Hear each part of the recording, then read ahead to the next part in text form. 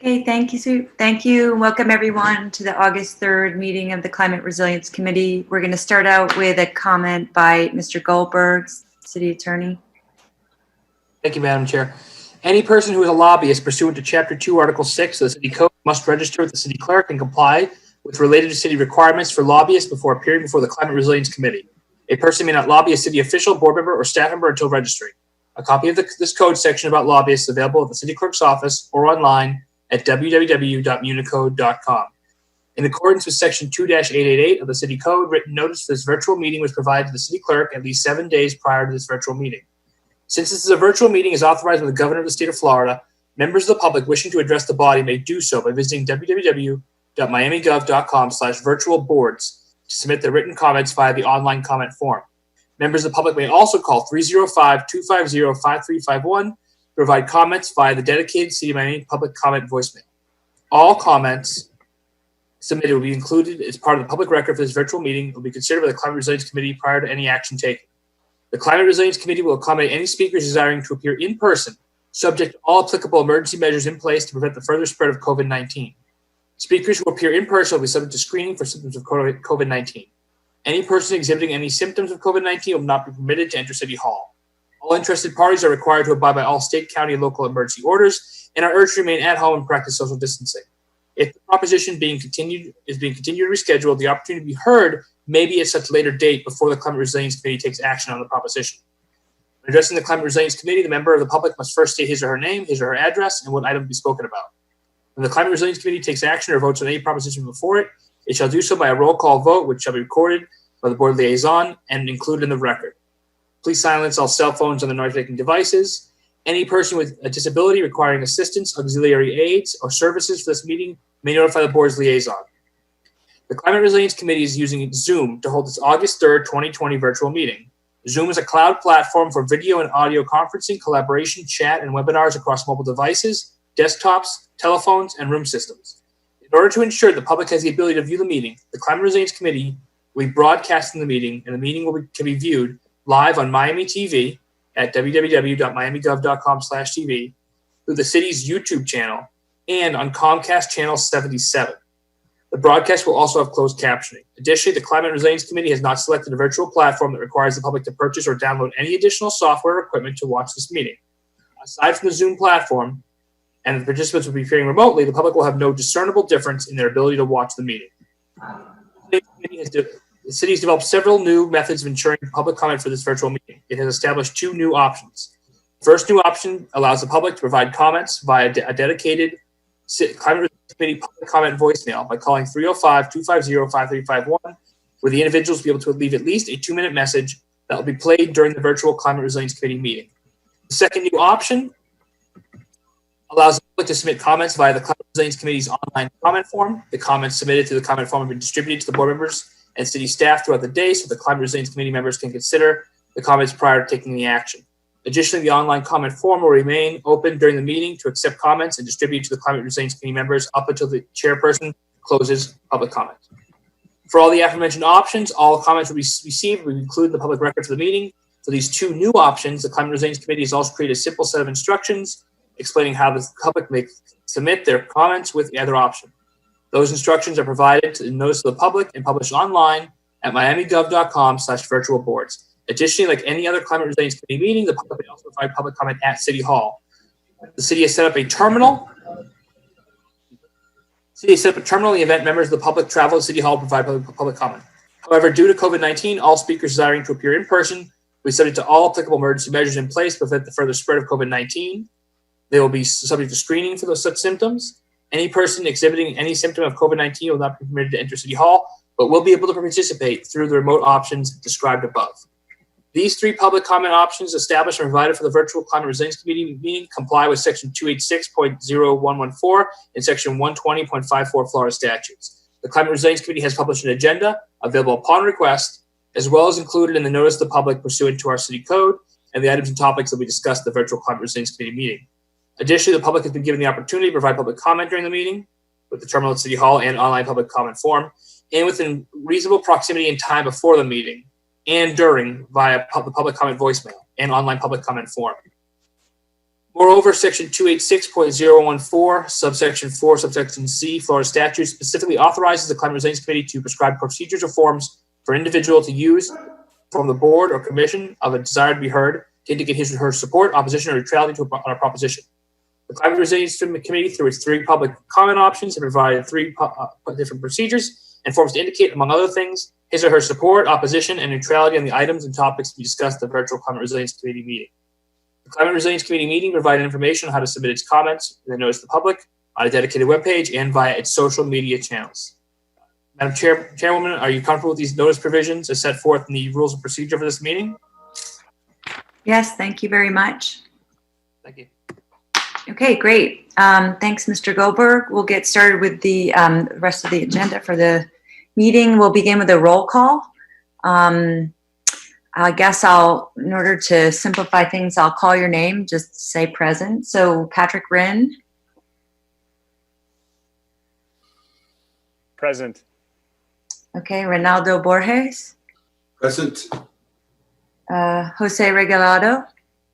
Present. Keelan Ashad Bishop. Here.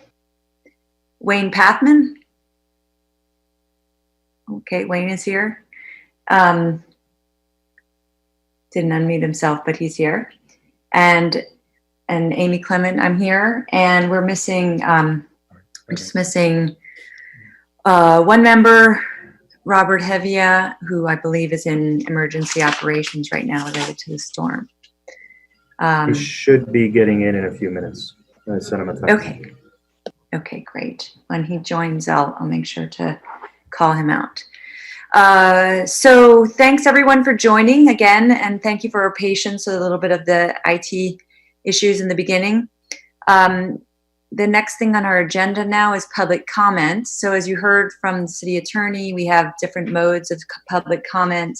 We have voicemail messages, approximately 12 voicemail messages, I believe.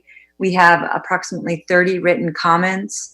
What we're going to do is we're going to play, Ronaldo Rodriguez is going to play the voicemail comments, and I have had a chance to review and summarize the written comments. The committee's also seen all the written comments, so they can interject as well. So let's just get started with the voicemail comments. I believe there's about 15 or 17 minutes of comments. So please be patient and listen.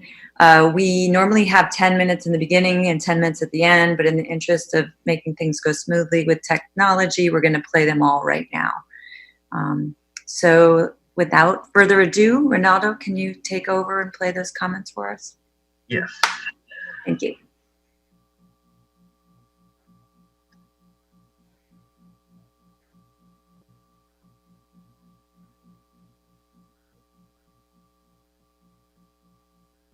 Hi, my name is Myra Cruz. I live at 50 Southwest 10th Street, Miami, Florida, 33130. I'm calling to speak about the proposed changes to City of Miami's Office of Resilience and Sustainability. As the Climate Resilience Program Manager for Catalyst Miami, I am extremely worried and disappointed to see that funding has not been proposed for a new Chief Resilience Officer.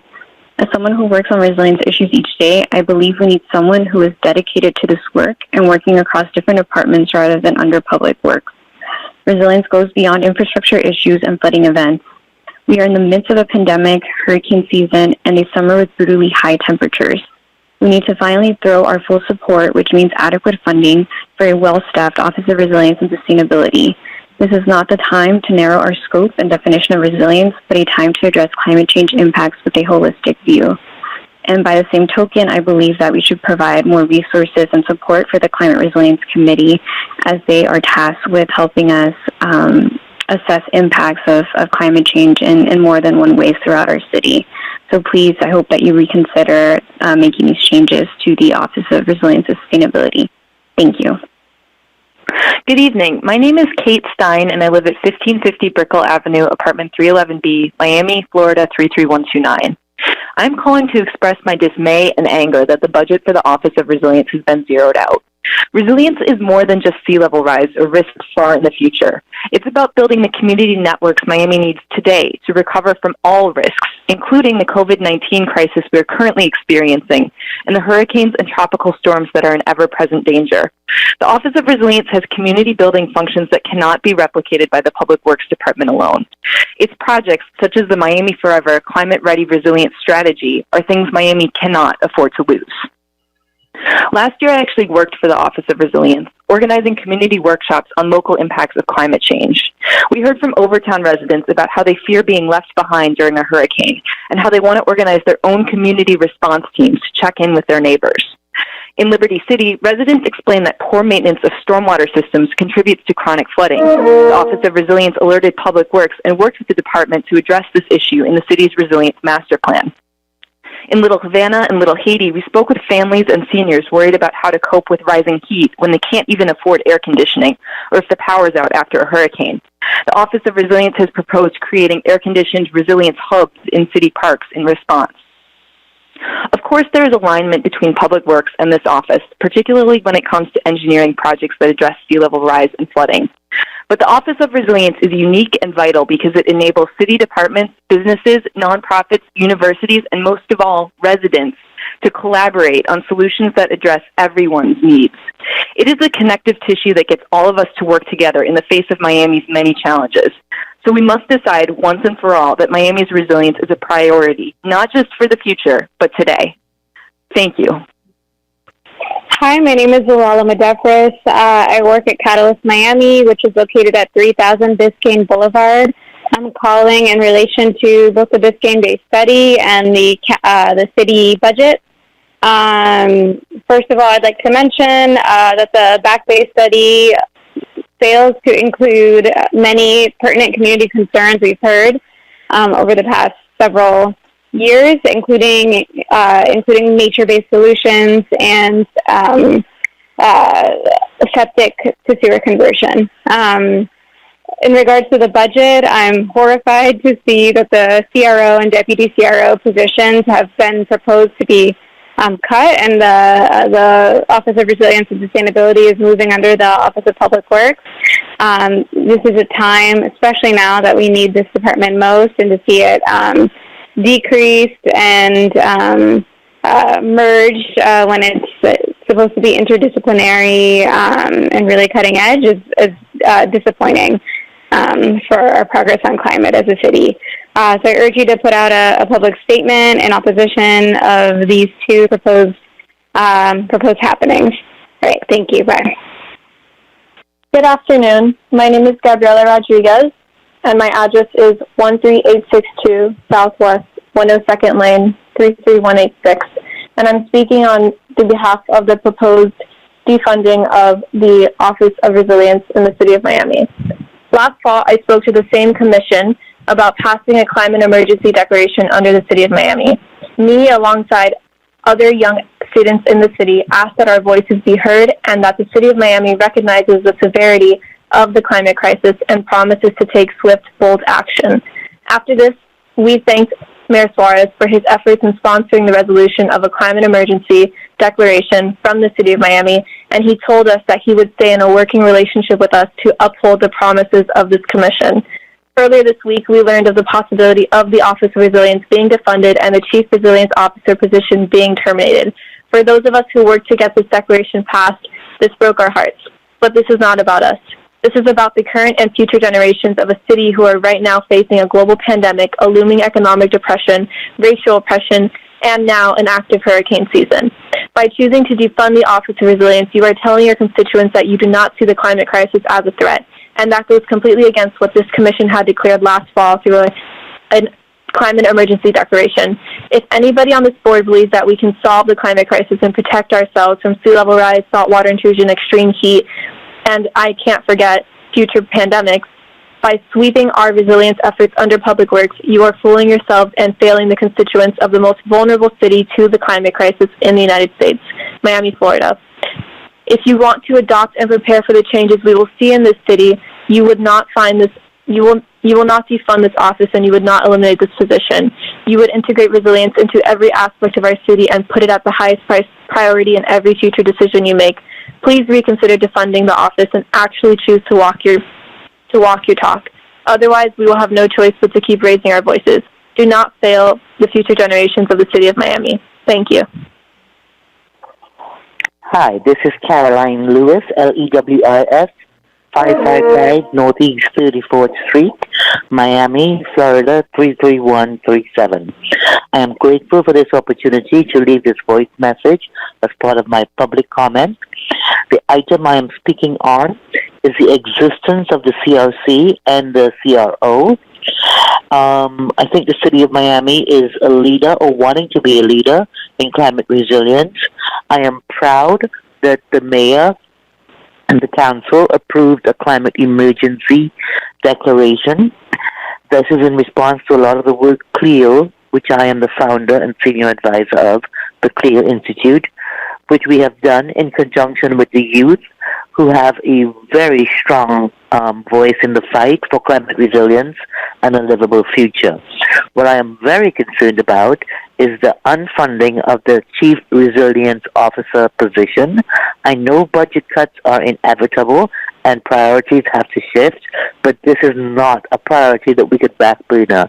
So I am asking that the CRO position remain strong and fully funded, that the CRO office be well staffed and can continue to do the good work of working with the community as we advance resilience projects.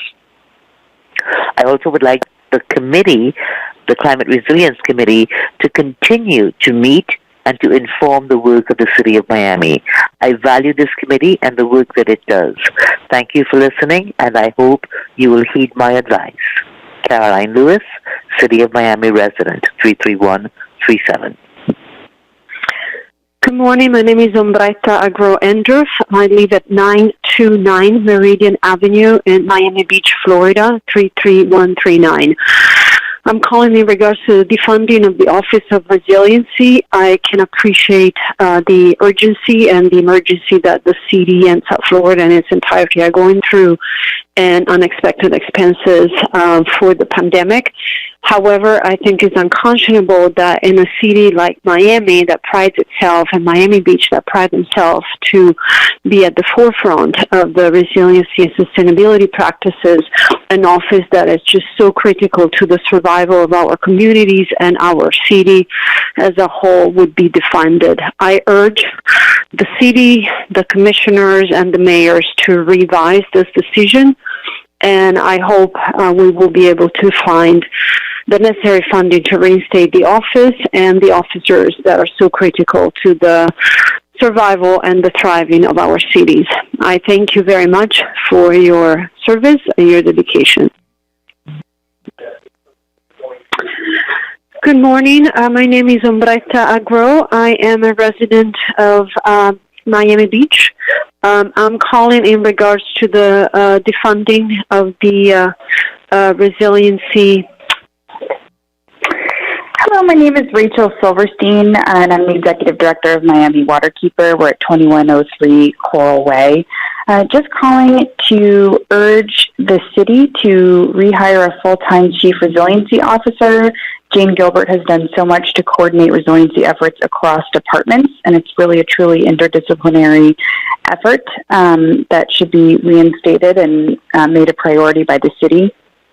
I also wanted to make some comments on the Back Bay study. The city should absolutely encourage the county local sponsors to develop a locally preferred alternative that focuses on equitable solutions that are environmentally beneficial as well.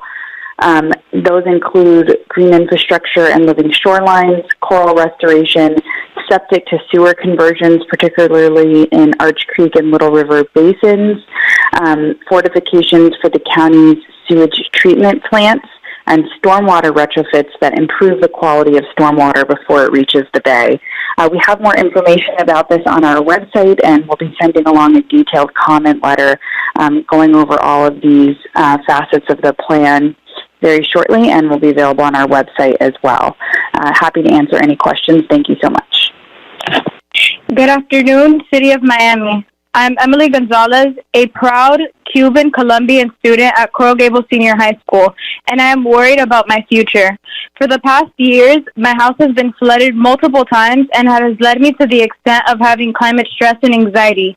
As sea levels are rising, the youth put their hard dedication and commitment to declaring a climate emergency.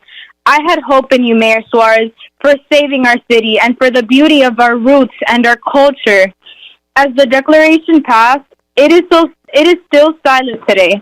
The tropical storm is getting closer to us that risks our city and your constituents. You yourself, Mayor Suarez, know that sea levels are rising and the effects of climate change. It is unacceptable to defund the Office of Resilience and Sustainability. My hope is gone if that office is defunded. I know that if no action is taken upon the climate crisis, my home will continue to be flooded and soon go underwater. My possibilities of ever showing the beauty of Miami to my future and relatives will be long gone. My future is in your hands.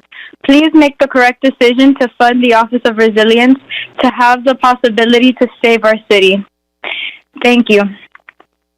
Hello, my name is Clarabelle Garcia. My address is 4620 Northwest 199th Street, Miami Gardens, Florida 33055. And I am speaking on the subject of the budget cuts for the Office of Resilience. My public comment goes as follows. I am displeased with the recent budget cut for the Office of Resilience and Sustainability in Miami. This office has great responsibility that differs from the goals of the Division of Resilience and Public Works Department. It is vital for the Resilience and Sustainability Office to have its own separate working frame. I fear that some of the essential projects, such as the Greenprint greenhouse gas plan, will lose importance once transferred to a new department. The efforts of the Resilience and Sustainability Office should not be reduced, and it is extremely disheartening for Mayor Francis Suarez to be doing so. It is contradicting for this mayor to serve as a chair in the Environment Committee for the U.S. Conference of Mayors while taking these type of actions. In 2019, he said after speaking with other mayors in a committee meeting that they declared a state of climate emergency because the numbers were, quote, very, very scary, end quote. The data is even scarier now, and the city of Miami should be acting accordingly, not cutting budgets. Thank you. Hi, my name is Alyssa Hernandez. My address is 4501 Southwest 154 Court, Miami, Florida 33185. And I am calling about the issue to address the defunding of the ORS. Although I am not a citizen of, I am not a resident of the city of Miami, I was the former intern for the ORS, and I would just like to make the comment that I believe that this is actually an issue, defunding the...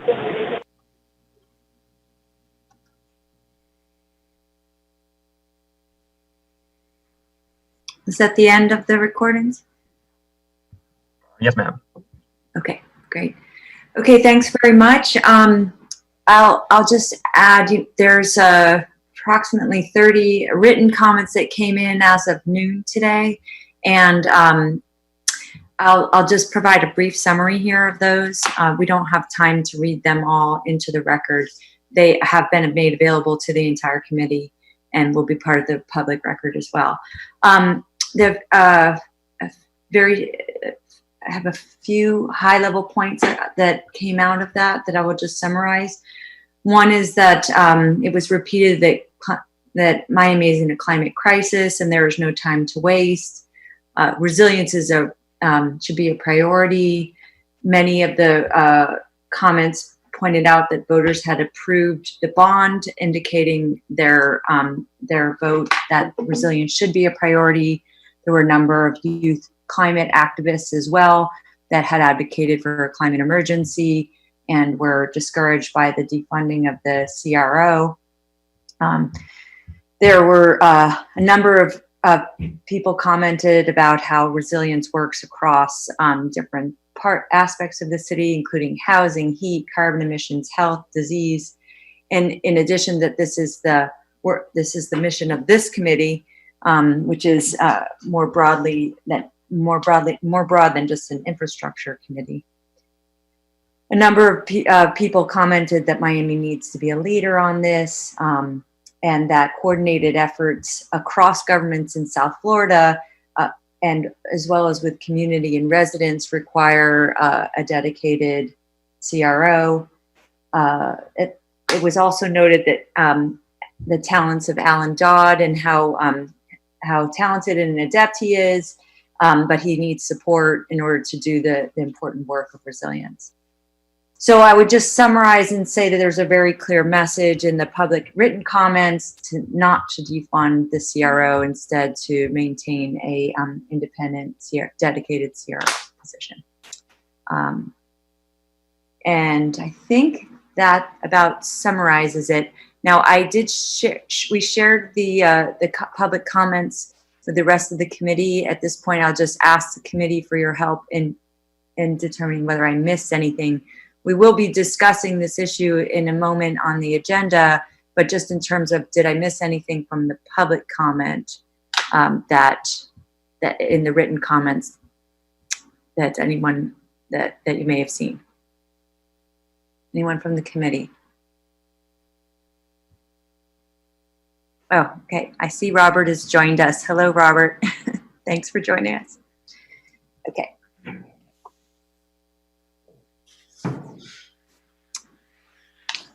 Anything from the committee?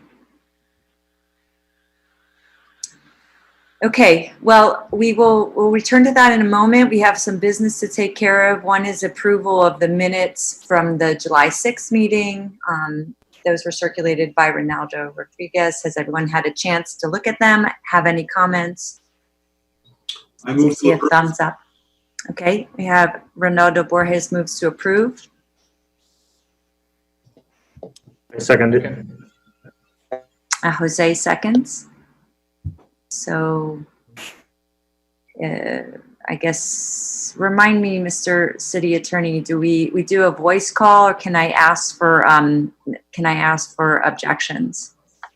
You can do it either way. I recommend, this is approving the minutes, so I don't think there's usually no controversy with approving the minutes. But for any substantive item where perhaps the board is not in complete agreement, I would do a voice call for that.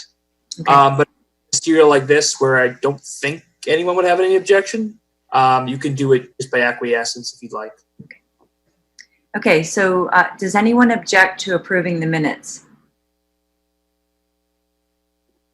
Okay, hearing no objection, so approve the minutes from the July 6th meeting. Thank you. Okay, so next item is a review of action items and opening remarks by the chair. And I think we're ready to just jump into the issue of the discussion of the CRO position. And we have Mr. Noriega, who's kindly joined us, the city manager, and is here to discuss this item. So, Mr. Noriega, turn it over to you. Thank you, Amy. I appreciate the opportunity. Obviously, I'm sort of the newbie to the group, having been on the job for barely 5 months at this point, and really hadn't had an opportunity to do much interaction, obviously, as it relates to resiliency, and particularly, obviously, this committee, because you haven't met. I'm going to do, because I feel like as it relates to this particular topic of discussion in the future of the CRO in particular, I feel like I've put my mayor in a bad spot. And more particularly because a lot of what's been out in terms of public information has been very misleading, and I think I owe it to him to kind of give him a chance to speak. I'll let him kind of kick off the conversation a little bit, because he and I have had a lot of conversation since the budget were released, and he certainly has been privy to some of what we've talked about doing, none of which had been finalized, but the budget in particular, because of the way the description was written out, gave the impression that the resiliency office was being entirely defunded, which was a gross misinterpretation, and will be corrected obviously in the subsequent budget presentations that'll be made next month.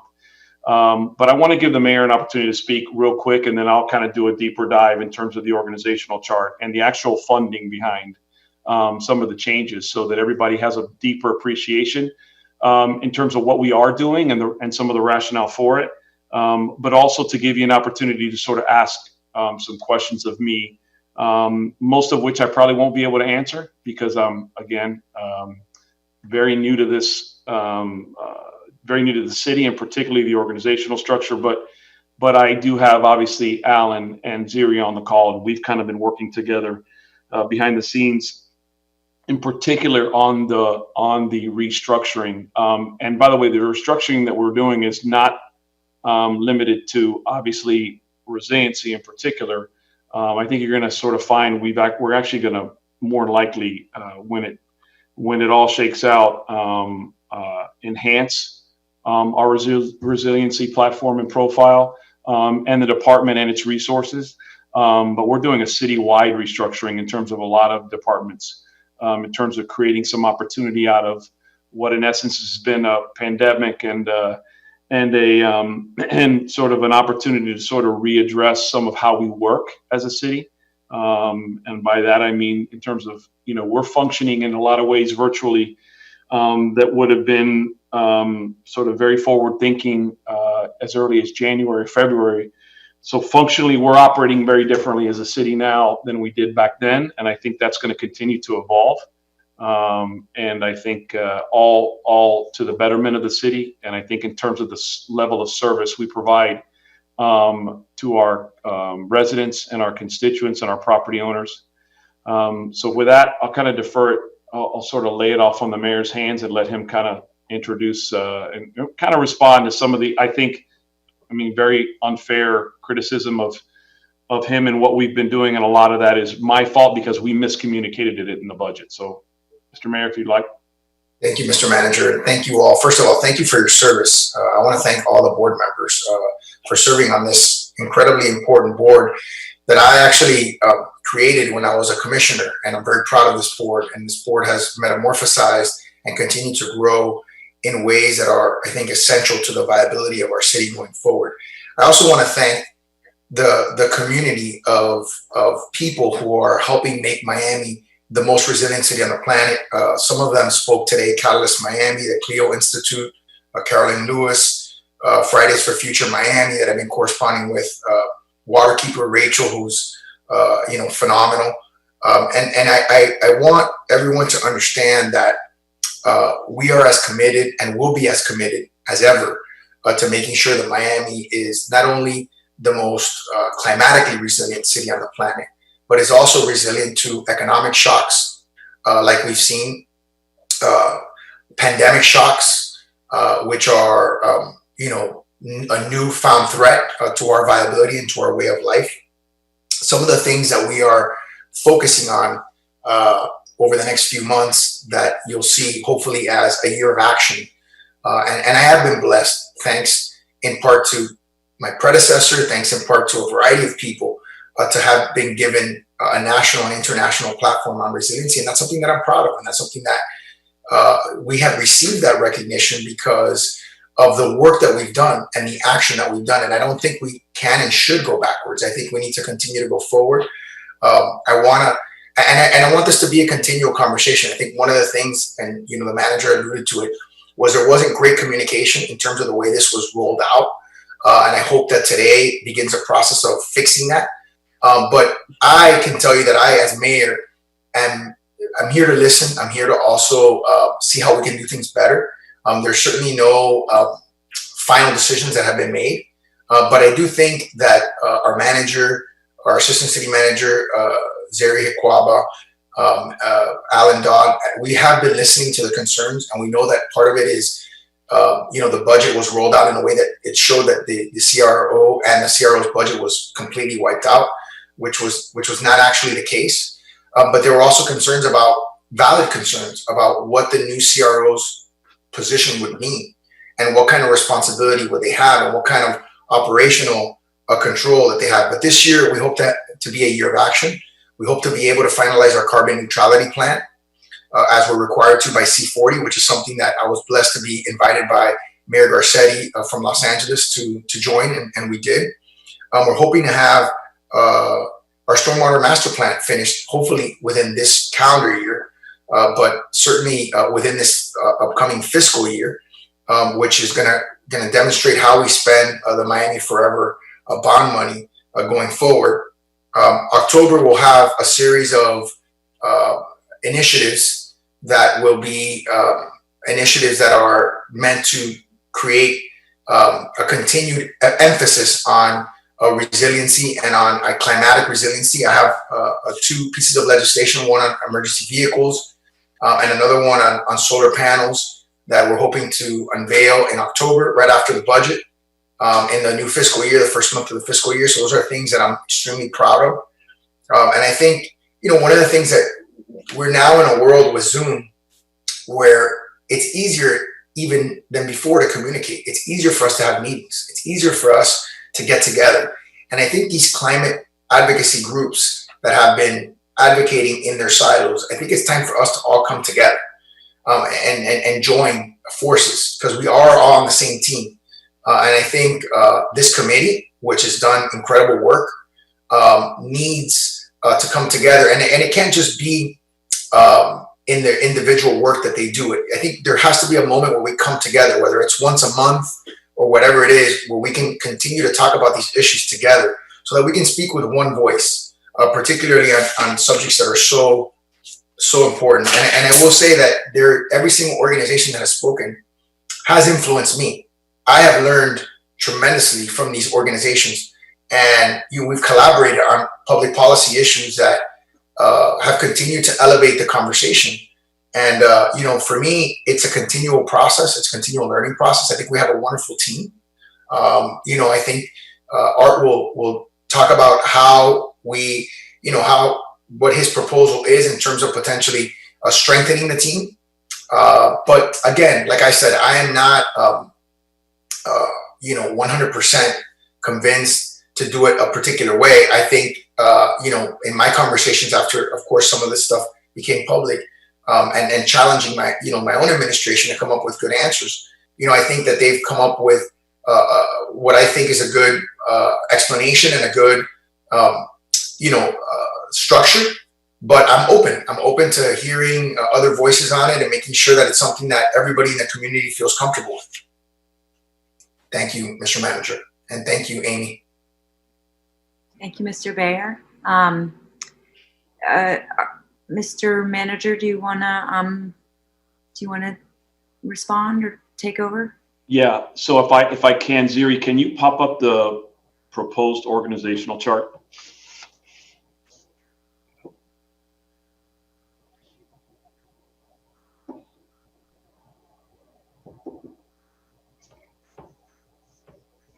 Oh, Alan's doing it.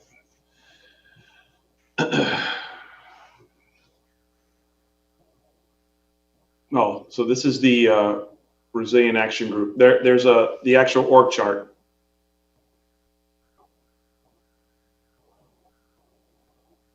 Alan, do you have that, or does Ziri have it?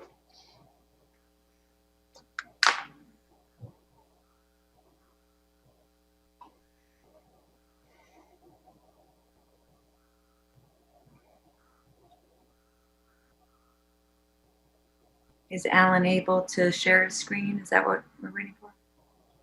Yeah. He could share the screen. He just shared the wrong screen. Okay. I mean, let me see if I can pull it up. Ziri was going to tee it up. Let me see if I can find it. Oh, there we go. There we go. That's it. So what we've done, and after some conversations with the mayor, in addition to over the last couple of days, there was a little bit of misinformation, I think, as it relates to really the value of the CRO position. And so when the discussion was had relative to after Jane resigned, we looked at an opportunity to actually maybe commit more resources, really not maybe, but to absolutely commit more resources to resiliency. And the most logical choice was to elevate really Alan Dodd to the Chief Resiliency Officer, really above the Public Works Department, and resiliency as a standalone unit. And then really give Juan Santana the opportunity to become the Public Works Director, so that Alan would not serve in that role anymore. Public Works would have its own standalone director, and Alan would be able to really handle the resiliency piece. All of the resources from resiliency would be intact. There's really no difference in terms of the committed resources and personnel. Christopher Bennett would become the deputy CRO, and would have the role of an assistant director position within the Public Works Department. As part of the restructuring, we are actually eliminating an assistant director in the Public Works Department, but the existing staffing structure in resiliency would remain intact. So from a resource standpoint, there has been no reduction level in terms of personnel.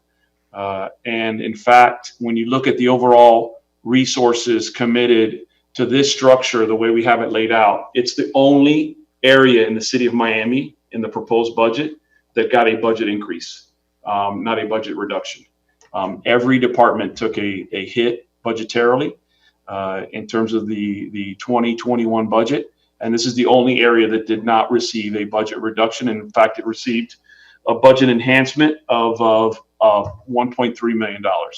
So we are. Okay, sorry, can I just ask you to pause for a second? I'm getting some comments that people can't see the screen well. It's too small? It's too small. Let's see. Yeah, I don't know how to make it bigger on this format, especially since I'm not sharing the screen. Okay. That's Alan, are you able to make it bigger for people? Maybe Bessie's going to be able to do a zoom in on it, but because of the format of Zoom, he can slide from right to left probably, so people can see it a little better. Yeah. And okay, I if he could. see what you are seeing, but hoping that it's a little bigger now. Okay. Let's see. Maybe you can leave it up, zoom in, and leave it up for people to see, and then leave it up for a few minutes while Mr. Noriega is talking, and then we can move it over. It is kind of hard to see here.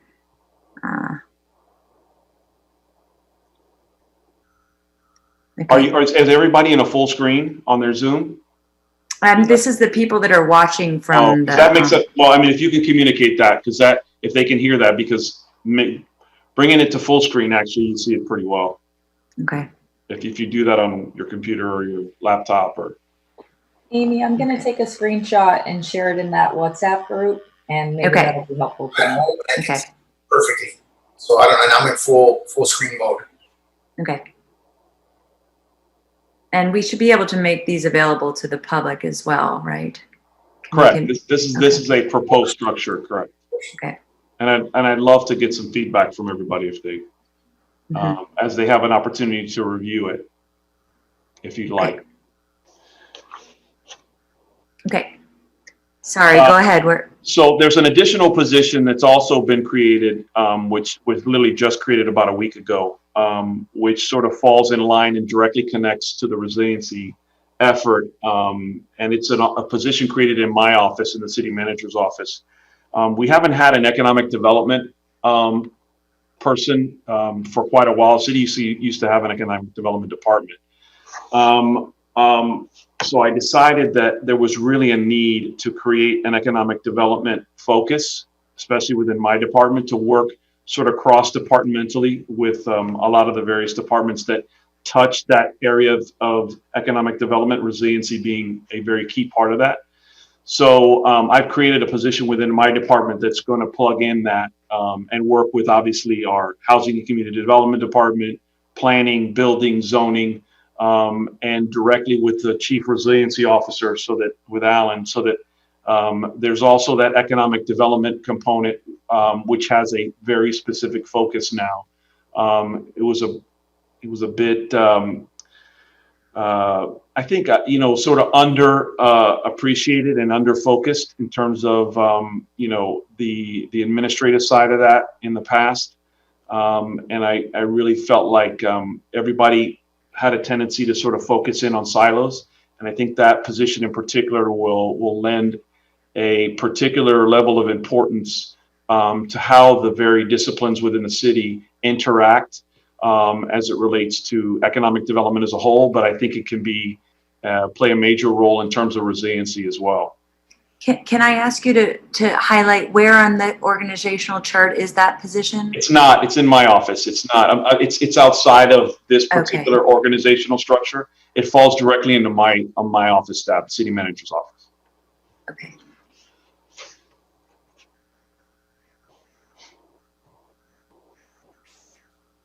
I think what Alan also shared at the beginning, if I'm not mistaken, was the Resilient Action Group, which is cross-departmental, and I did see that position in the Resilient Action Group, so that position is there. Yeah, Alan, do you want to? Is everybody done with this screen? Can he pull that Resilient Action Group up as well so they can see it, Alan? There we go. Well.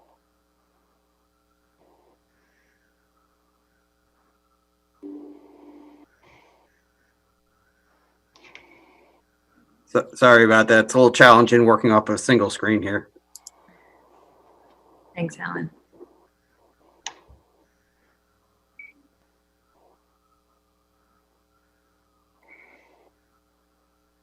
Yeah, there it is. So this particular group, which has been in place and obviously has been slightly reformatted given the change, but this is a group that is an ongoing working group.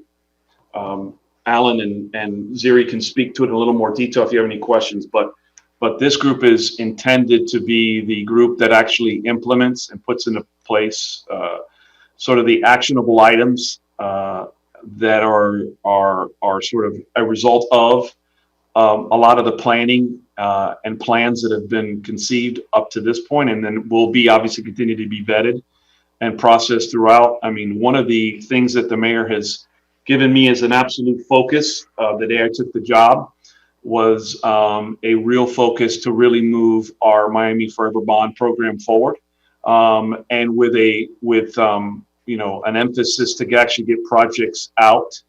We haven't to this point done much of the Miami Forever Bond program in terms of real projects. I think we've only spent less than $5 million of it to this point.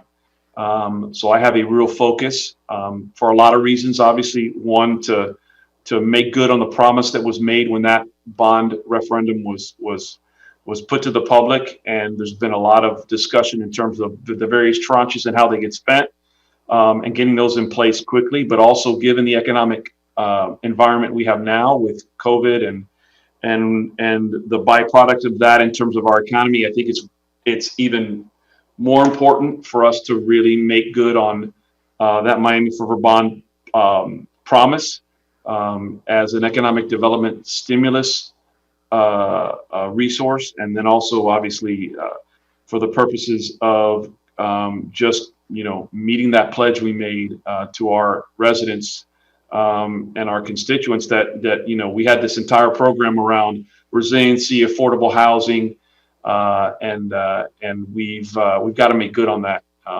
and that's really going to be a primary focus of mine. We've been unfortunately been putting out fires to this point, but that doesn't and it will not slow down kind of the effort to move a lot of these projects along, and you're going to see a lot of progress in those areas in the next 6 months. Tangible releases of projects, and from a resiliency standpoint, some of that is incorporated into some of those projects that are in the queue now.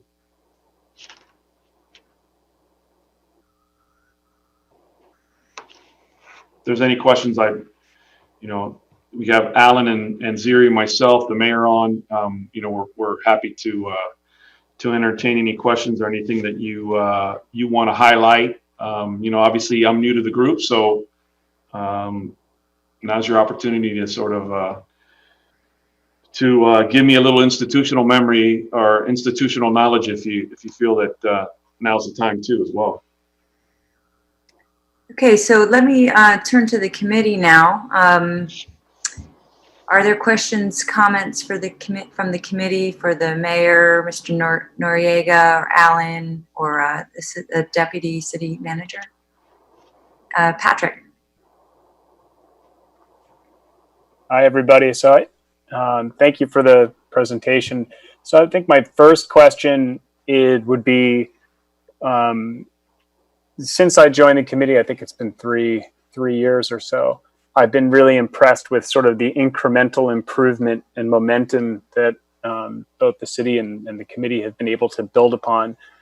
And when I see proposed structural changes, my first question is why? And it's not totally clear to me what the motivation is for these organizational changes. So could you kind of talk about what issues did you identify with the previous structure, and what were the problems, and why did you identify those as things that needed to be fixed, and why does this proposed structure change fix them?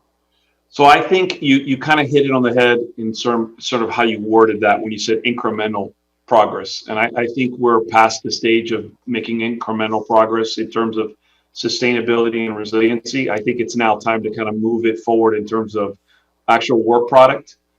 We've done a lot of planning. There continues to be some studies that have to be sort of finished. The mayor referenced a couple of those, but now's the time to kind of get some of the concept and ideas out in terms of actual physical projects and improvement to the infrastructure of the city, and come up with some real plans that actually create policy around some of them. When the mayor also referenced the electric vehicle and solar panel programs and legislation he's going to put out, those are some of the things that we want to really start to fast track a little more. And I felt like really, you know, it didn't take long for Ziri and I to kind of come to the conclusion that Alan certainly was very well suited to take on that responsibility of CRO.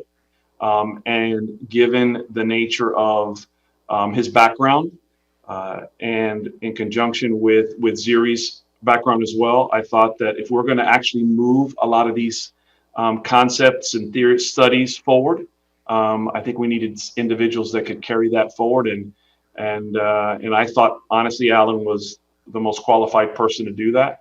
My hope is that we're going to look back a year from now, and I'm gonna come back before this committee again, and you're going to see, hopefully, we've done more in a year than we have done in the prior 3. And I have a lot of faith that the person that we're moving into that CRO job will kind of move that agenda forward much quicker than we've done to this point. It's not any indictment on anybody that's been working on this up to now, but I just saw an opportunity with Alan's skill set and his background, and creating a singular focus for him, which is resiliency, really will advance the city's agenda and this committee's future prospects for resiliency. So that was really the intent behind it. So just a follow up to that, I think that makes sense from the perspective of justifying why bringing Alan in for that position, but that you didn't really touch upon the justification for the structural changes. Why bring 2 offices that were previously able to operate sort of independently, which I think was something that we all felt was a really valuable aspect of the Office of Resilience. What's the motivation for bringing those all under one roof? Well, if you look at how we structured it, they're not technically under one roof. They're going to report to a chief resiliency officer. I'm really, what I've kind of done is restructure public works a bit to fall under a CRO. Alan can get into a little of the detail in terms of the benefits of the CRO position, and particularly the benefits of having a cross affiliation, because that's in essence what it is, with the Public Works Department, in particular because of resources, manpower, technical expertise. There's a lot of benefits to it. Most of those which I'm not, entirely comfortable giving you the detail on, because I know what sandbox I know how to play in and what I don't. But I'll let Alan and Ziri kind of speak specifically to some of those details. We've talked at length about them, and for me, they really are. There's a lot of common sense built into it. Alan? Oh, sorry, Zeri. Okay, I'll go and you come after. Hey, good evening. This is Zeri Ihegwaba, Assistant City Manager. Some of the benefits of the current enhancements that the City Manager had proposed is inclusive of operationalizing many of the concepts that have been presented to this committee. The electric vehicle ordinance that's coming up in October, we are rolling it into a stage where we can begin to operationalize it by incorporating into building plans reviews. All developments in the city would have to comply with the requirements of the ordinance. And who best to champion that would be someone who is a CRO that is keyed into the building permit process for compliance purposes.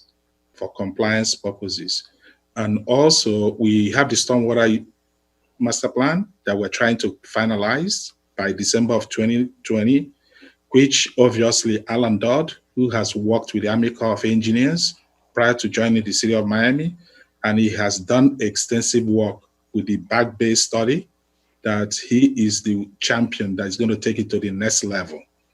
Like the manager rightly said, Jane Gilbert was an excellent employee of the city. She did a lot of studies and programming for us. So now is the ripe time for us to take it to the next level.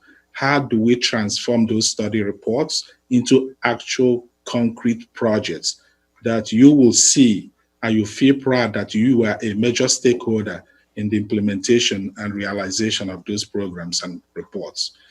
We feel very strongly that the building efficiency study that had been done already, and also the Miami Climate Ready report that we have from the Resilient 305 report, now is the right time for us to translate them into our various operational departments of public works, building, planning, zoning, as well as the other groups in the city of Miami, to make them into part of our processes and procedures. How do we tell a developer that you are required under a mandate to implement this? You cannot do it from an independent Office of Resiliency and Sustainability, since they do not, by law, have permit jurisdictions to ensure compliance. So now is the appropriate time for us to begin to see what is the appropriate special purpose vehicle to get it done, and done fast as part of the current procedure without enacting new legislation. So those are some of the reinforcement why the manager went the route that we did. We feel very strongly that in the next 1 year, a lot of accomplishments and milestones would have been done, that this committee, which we intend to come back from time to time to brief you on milestones and reports and updates, so that you can begin to appreciate that we're actually making progress. I don't want us, and based on the manager's direction, we don't want to be coming back to you with only reports. We want to be coming back to you with completed actions. This is project done in District 1. This is another project in District 3. We'll keep giving you typical life examples you can go out in the field and you appreciate. And again, we commend the leadership you've shown all the past couple of years, and also the guidance we've received in terms of resolutions that come from you to City Commission that had actually enabled us to move forward in a fast-track nature. Alan has a mandate today that operationalizing the core functions of the resiliency and sustainability is our primary core function today. We don't want to start doing, the normal concrete type projects. We want to go back. Previously, the city was only more focused on seawalls type of shoreline restoration. Now we've gone into living shorelines now. So these are some of the things that we want to be part of our development projects in the city. So we feel very strongly that if we embed this process in the building permit process, in the actual public works type functions, will be a great benefit to the city of Miami and to the public. There are so many master plans that we've developed in the past couple of years, which are now ripe for implementation. We are coming in October with a revision in Chapter 17 of Miami City Code, which is the environmental section of our code on tree master plan. And we're also coming with the stormwater master plan at the end of the year. The electric vehicle ordinance is coming in, the seawall ordinance that had been heard partially by the city commission, plus a number of revisions to Miami 21 that are being proposed. So you're going to be seeing actions moving forward now. In fact, I am very thrilled that now is the action time for us to play. That doesn't minimize the fact that we'll continue to do additional studies for solar panels, solar energy for homes, how to future-proof existing buildings and make them resilient, and how to engage in economic studies. The manager already said that the city has engaged a new senior advisor to the city manager for economic development. We are looking at financing of some of these projects. We're looking at novel means of accomplishing them. It's not enough to pass new legislation. It's not enough to create new mandates. How do we effectively and properly finance those projects? How do we assist homeowners and property owners to be able to facilitate their compliance and financing of some of these? These are areas that we're looking at through the special purpose vehicle that we've created, the Resilient Action Group, that comprises the public works, building, planning, zoning, the fire department, finance department, budget department, office of grants, and of course, under the leadership of the city manager with all the ACMs as part of that group.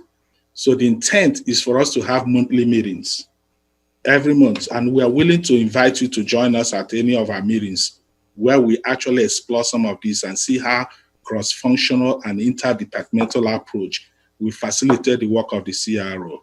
The manager doesn't want us to keep functioning as a silo. He wants an integrated form of project delivery. If you're going to look at economic issues, don't look at it at a straitjacket. Have local and external stakeholders coming on board. We have our assistant city manager who is handling the Miami Recovery Initiative, who is preparing a report with the participation of the CRO, Jane Gilbert, and of course with Alan Dodd, as well as Chris Bennett, throwing in their input.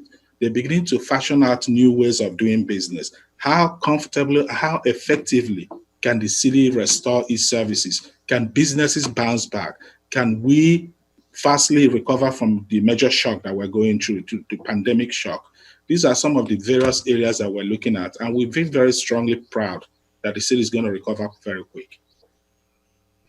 I'm going to let Alan, put the additional comments that he might have, but I can tell you that all the mayor's initiatives that he already enumerated and outlined, we are committed to having them implemented, and we're working strenuously towards their realization.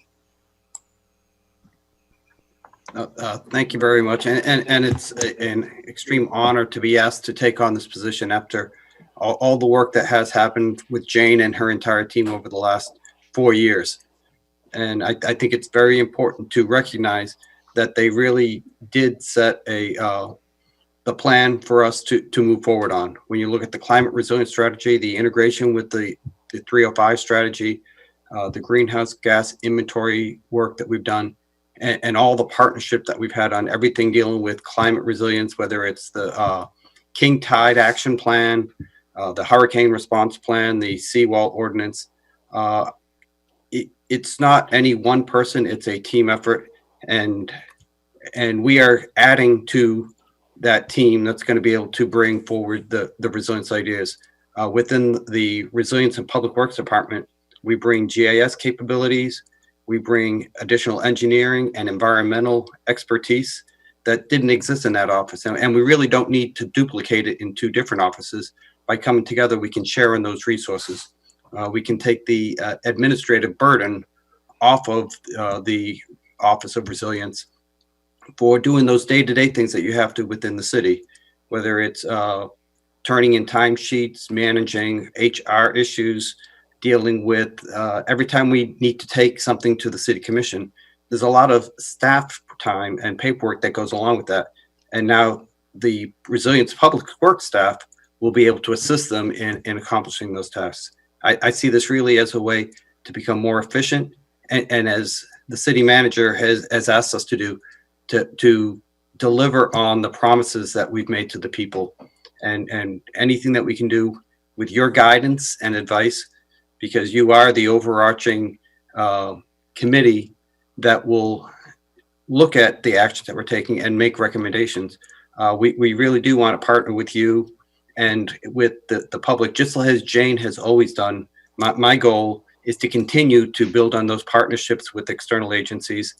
I have some experience with working with governments.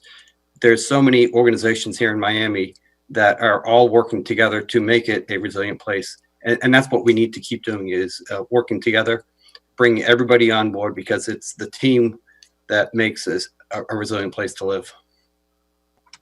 Thanks, Alan, very much. All right. Are there other questions from the committee or comments from the committee?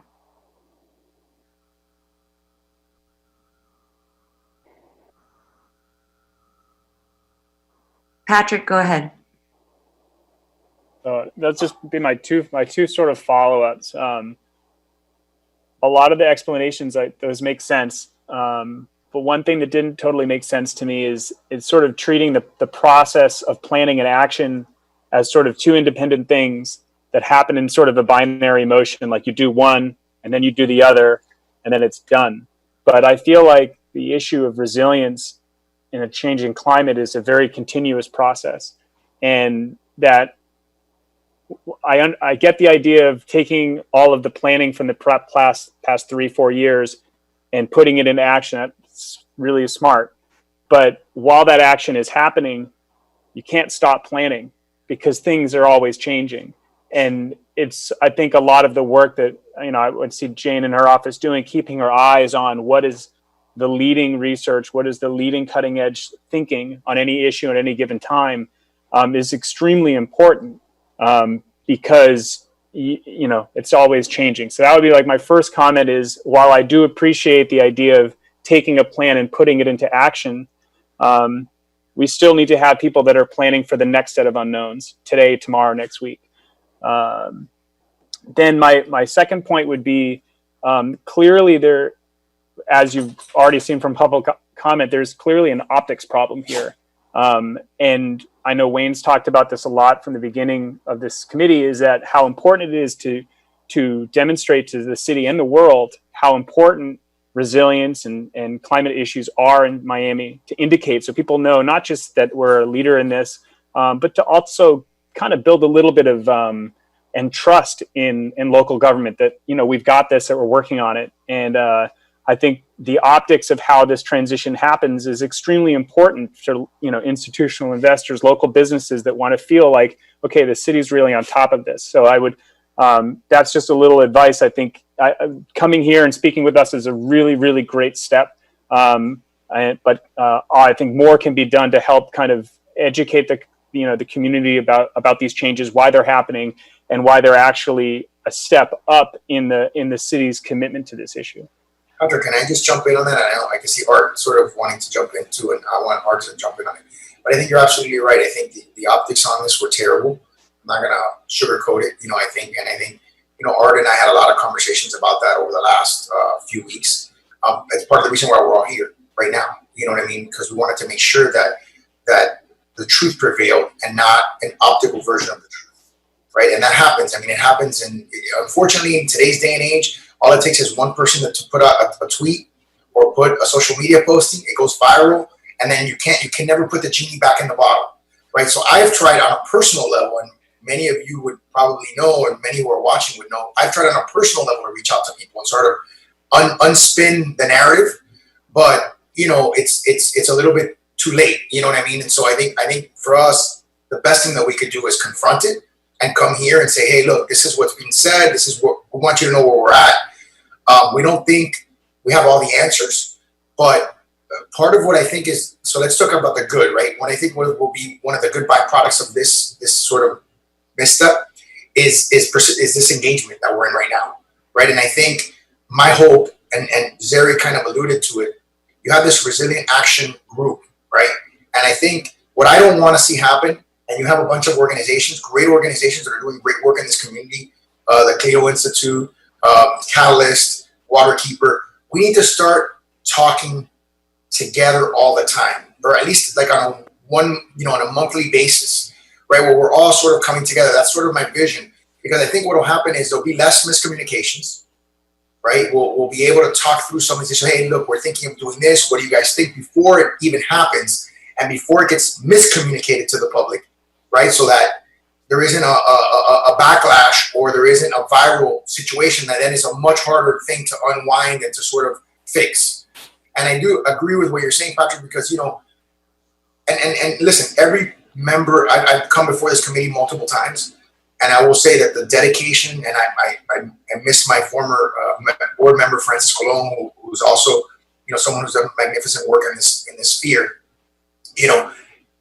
Every opportunity that we have to talk about this and continue to, the planning process is not just done by a department, in my opinion, or by a committee.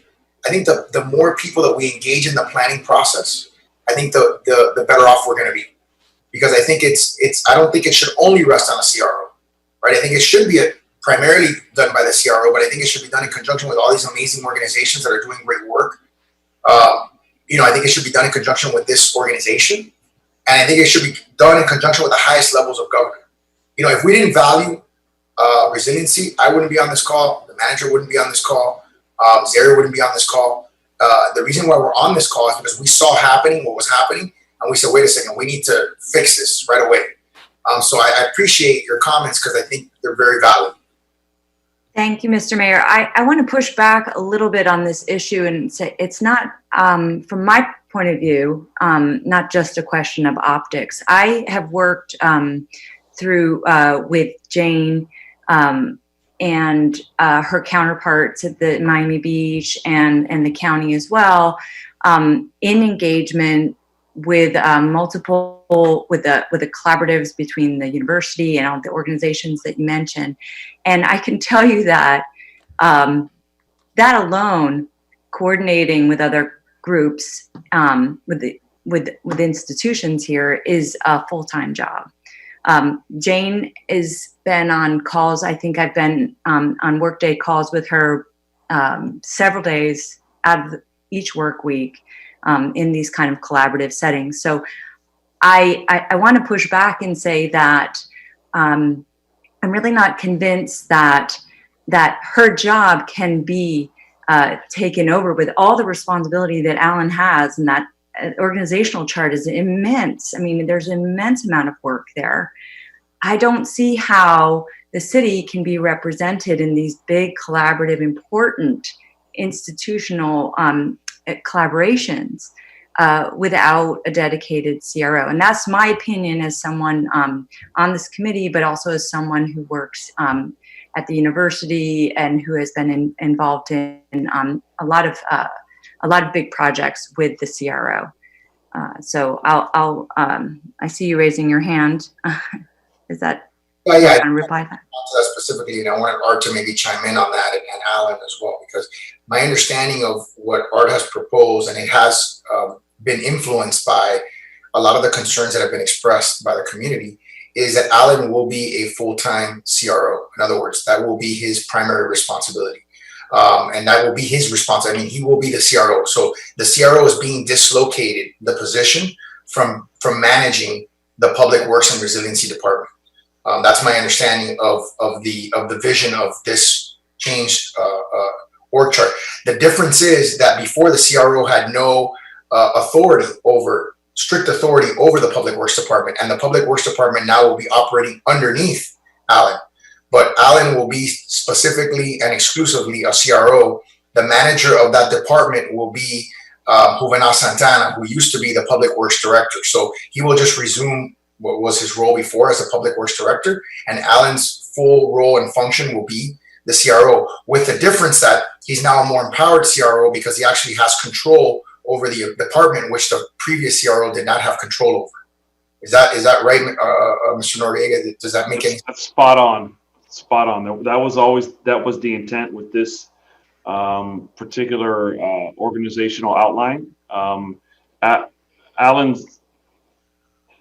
Alan will be given really a unique opportunity that I think to not to shortchange kind of the role that Jane had prior, but Alan will be given an opportunity, obviously having Public Works directly under him, to have really oversight and specifically to guide a lot of the programmatic piece of it more directly.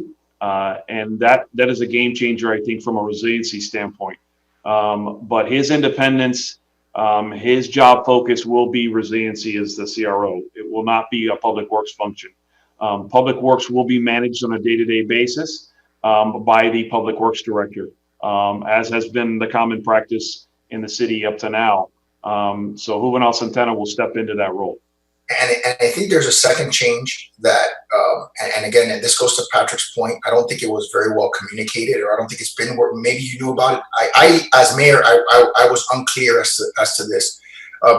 He will also preside over the Resilient Action Group, which means he will have supervisory authority over a multidisciplinary set of departments that's so focused will be resiliency. And that's important because a lot of people have said, and have not said, but they've reemphasized the fact that resiliency is not just about climate adaptation or climate mitigation. It's also about economic shocks to the system. It's also about a pandemic and things of that nature. It's also about building. It's also about, it requires a variety of different functions. And so for him to preside over these multiple departments, I think is a significant upgrade in what the role of the CRO is and what the ability of the CRO to manage cross-disciplinary action. I think that's right as well, right, Art? I mean, is that how you? Yeah, and speaking kind of to what Patrick referenced before, which was this issue of it's not about just planning and implementation. There's an ongoing process of evaluation, planning, evolutionary in terms of adaptability and whatnot. That's what that Resilient Action Group is empowered with, right? That ongoing process as well. So that's a key element to this that I think will speak to Patrick's, perspective and his input. And I think that's what that group will be empowered to do. By the way, go ahead, Madam Chair. No, go ahead, Mr. Mayor. I was just going to say that I don't think any of these proposed changes are set in stone. Obviously we're having the conversation, which is why we wanted to have the conversation. And I think it also, for me at least, I'm flexible and I want to see how it sort of, I like to look, my manager, he's new, like he said, but he's very proactive. He's someone who's on it and very sort of on the ball. And this is, sort of something that he has talked over with his assistant city manager, with sort of his structure of team. And this is what they think is the best way to act to make our CRO and our resiliency platform be amplified and be more actionable and happen faster. And so I kind of want to,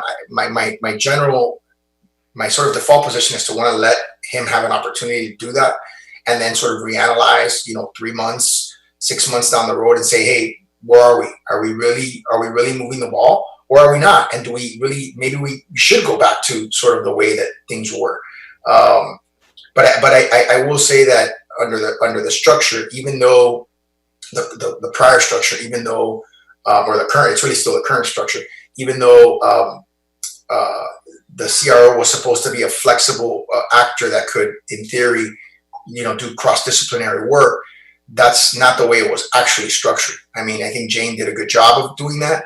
I think she did a great job of communicating with the community of activists that are doing their work in their particular field. But I think, we now need to metamorphosize the planning and the action with people that can actually implement. Okay, thank you. Are there other questions, comments from the committee? Ronaldo Borges. Yes, hi. Well, as an architect, I've always been fascinated by the possibility that this committee could inform our policymakers our mayor, our city manager, in terms of practical matters that affect the physical city. Of course, I'm an architect, so I'm very interested in the things that we could all do and contribute towards that creates, a hardened city, a city that has greater resiliency. The mayor and I have talked about this. I think that, we have a mayor that really has a global platform right now, which is very exciting. And I think a great opportunity for the community being involved in that sort of at a global level. I think it's exciting to be supportive of Alan right now as a committee. We will always be critical. I think that that's one of the aspects of this committee that I think is refreshing, is that we have a lot of different opinions and a lot of different backgrounds that inform the work of this committee. And I think that understanding the background that Alan brings to his position, the work that he did with the Army Corps of Engineers, the amount of work that he's done to coordinate large groups, into implementing large-scale infrastructure projects. We understand that one of the biggest challenges that we have here is how do we protect the edge? How do we, solve the seawall issue? How do we do, effective infrastructure and investments with the monies that we have available that are smart, intelligent, and that are implemented in a way that the sense of urgency is kept, right? So I think that Alan could definitely contribute towards that in a very effective way based on his background. His resume is very impressive.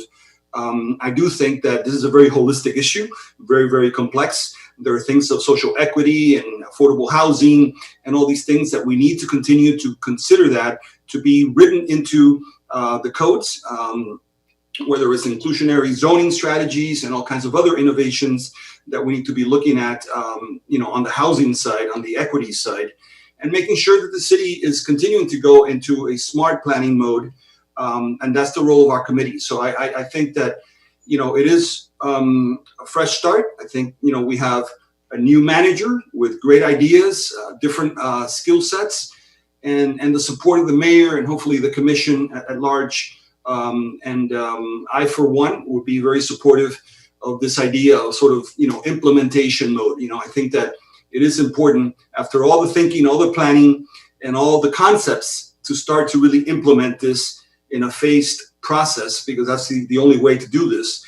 It's going to be project by project. It's going to be funded. Hopefully, we will have the monies. There's one aspect of this with the economics right now of the post-COVID issues here, that there's great concern that cities like ours will have the funding available to really invest into future-proofing our city and continuing to protect the assets and continue to be a world-class city, with all the things that people expect. So that's my thought. Thank you for allowing me the opportunity to speak. Thank you, Ronaldo. Other committee members want to chime in?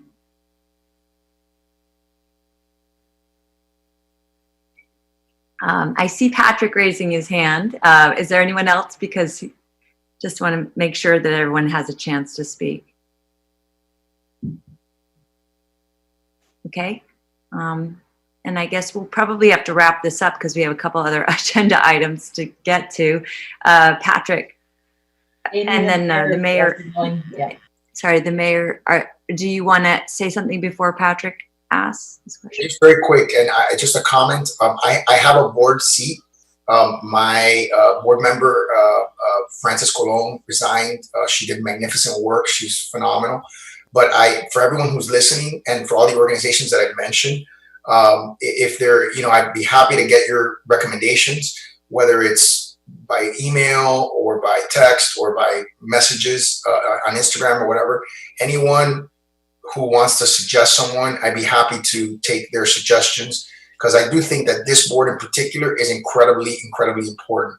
And by the way, I'm not also against the possibility of growing the board, if that's something that the board feels is necessary.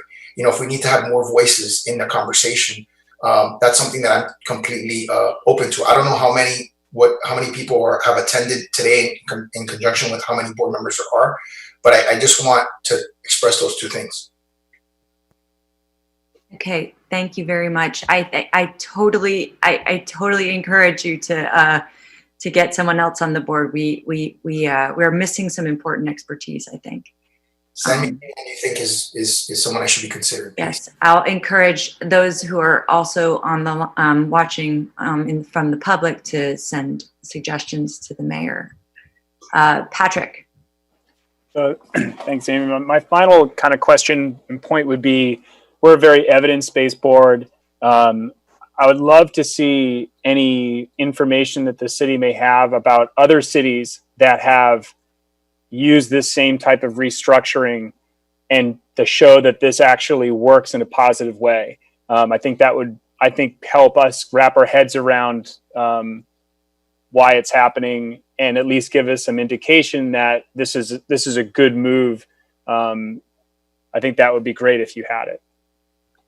And the only thing I would on that issue is, I remember the first meeting that I went to on the Global Commission on Adaptation, and I remember thinking, wow, this is great. I'm the only mayor in the United States on this commission, and I'm going to learn so much from this commission. And my first meeting, they all looked at me and they said, okay, what are you doing? Because we want to know what you're doing.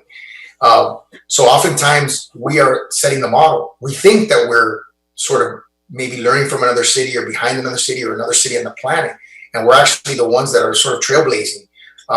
It's amazing, because I think there's just so much to be done in this space, and there's not a lot of cities that are doing as much as they should be doing in this space.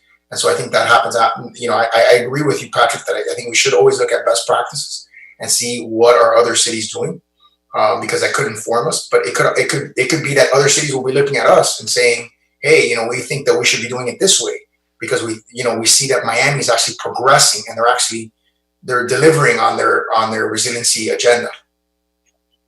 Fair enough.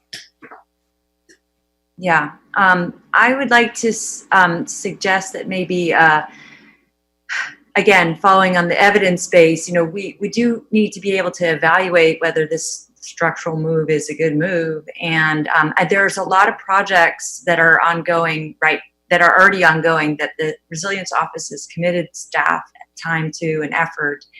And I'm very concerned that those projects are the city's involvement in those projects is not going to be at the same level. And that said, it's not, I want to say again, it's not a reflection on Alan whatsoever. I have nothing but the most respect, but I do want to I'm gonna insist that the city's the projects that it's committed to, and the time in the Resilience Office, it maintains that commitment and advances that commitment. And so what I guess the job of this committee is to really hold you accountable to those kind of to the progress on all those different items. And so I do like the idea of interacting with the Resilience Action group on a regular basis. And I also like the idea of, reports on a regular basis to the committee. I did have a question of why there's no parks on the Resilience Action group, because we've heard a lot about green infrastructure and parks being an important part of that. So I'm not sure why they're not there.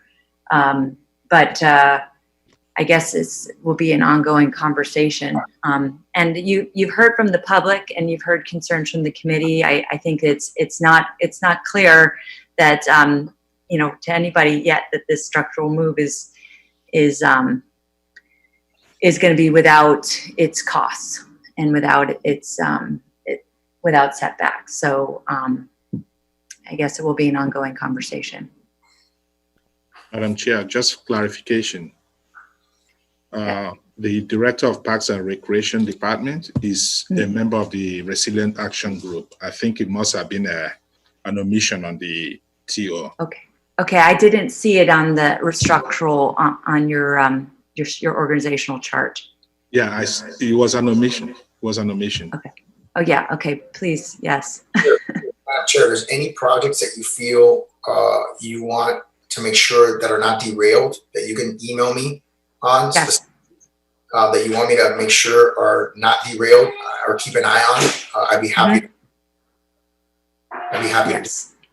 Yes. Okay. I will just mention publicly that the Resilient 305 Collaborative and the Metro Lab Collaborative, which has been the university partnership with all the organizations that you mentioned, we have a lot of ongoing work in resilience metrics and looking at multiple outcomes of resilience projects. And I think it's really critical that the city's role in that has been super critical, and the staff members that are here on the call have been involved, and Jane from the get-go in developing that. So yeah, we're gonna need continued involvement on that one in particular, and we can encourage committee members to also reach out to the mayor on things that you want to make sure that this new structure, that nothing slips through the cracks on this new structure. To please reach out to the mayor on that with those suggestions. I'm committed to being as plugged in as you need me to be.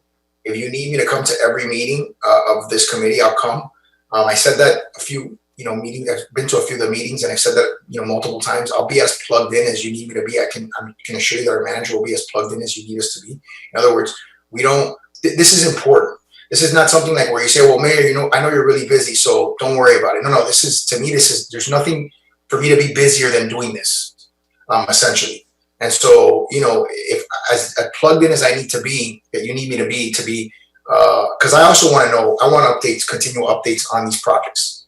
And I know sometimes it's hard to get in front of me. So if the idea would be then instead for me to come to these meetings where we give an update, okay, where are we with our Resilient 305 strategy? Okay, where are we with Metro Lab? You know what I mean? And where do we need to go?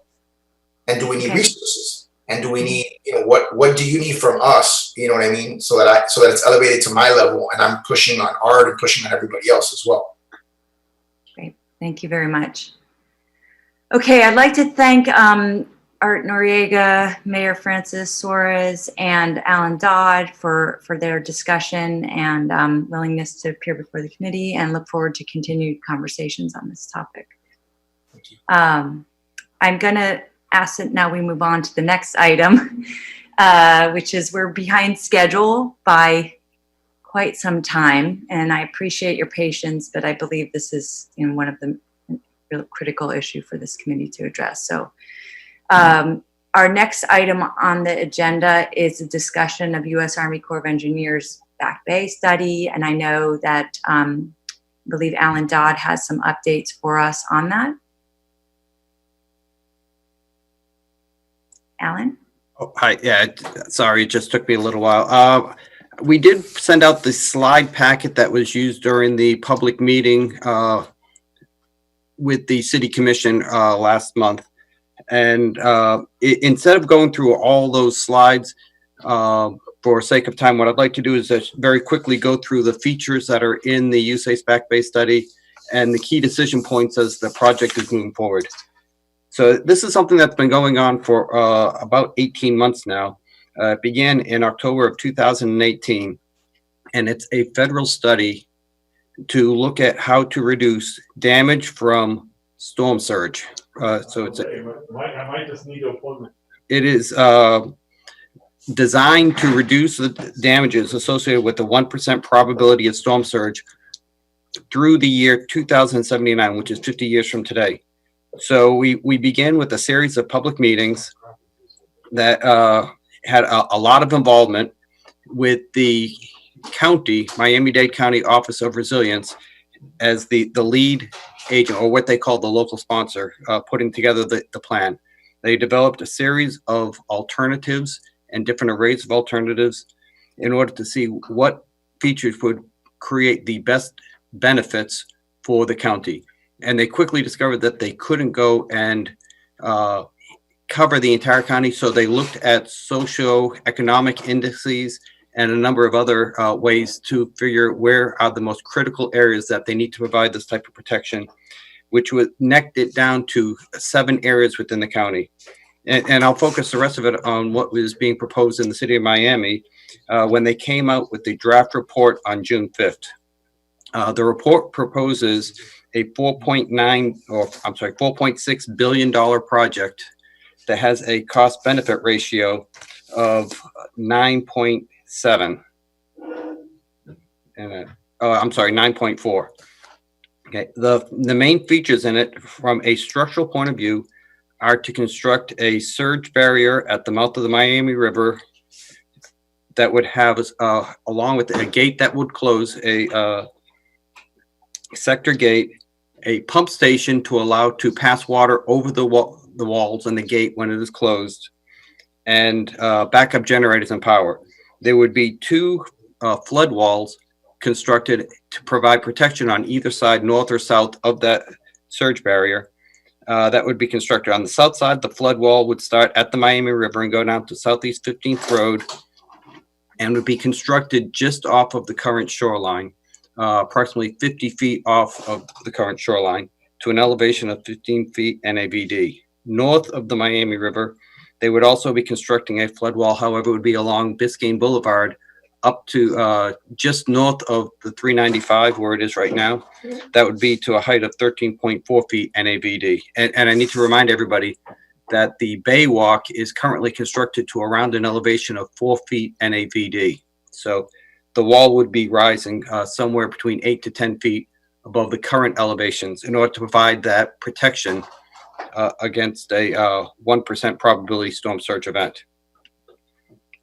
They also propose another surge barrier on the Little River, and then flood walls from Northeast 61st Street through Northeast 78th Street, and then on the other side of the Little River up to Northeast 93rd Street. Those are the main structural components that are in the recommended plan.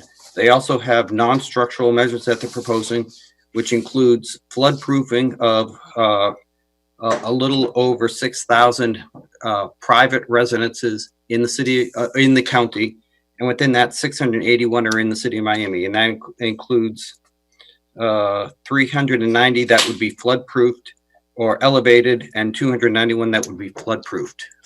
Okay, those numbers are very, very rough. It's more for economic analysis than determining the actual structures, and they have a lot more work to do when they get into the design and the construction phase for that. The last piece of it is looking at critical infrastructure, and they were looking at police stations, fire stations, wastewater treatment facilities such as lift stations, places that we would need to keep up and running in case of a hurricane or an emergency. And they propose going in and doing whatever is necessary for flood proofing to keep those critical facilities up and running. As I said, the total project cost is $4.6 billion.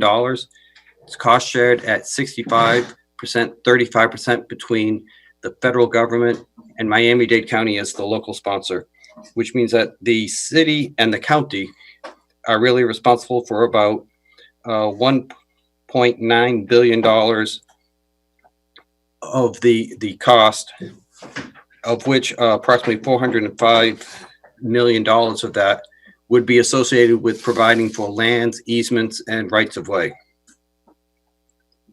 Okay, it is a draft plan that came out with an environmental impact study for public comment.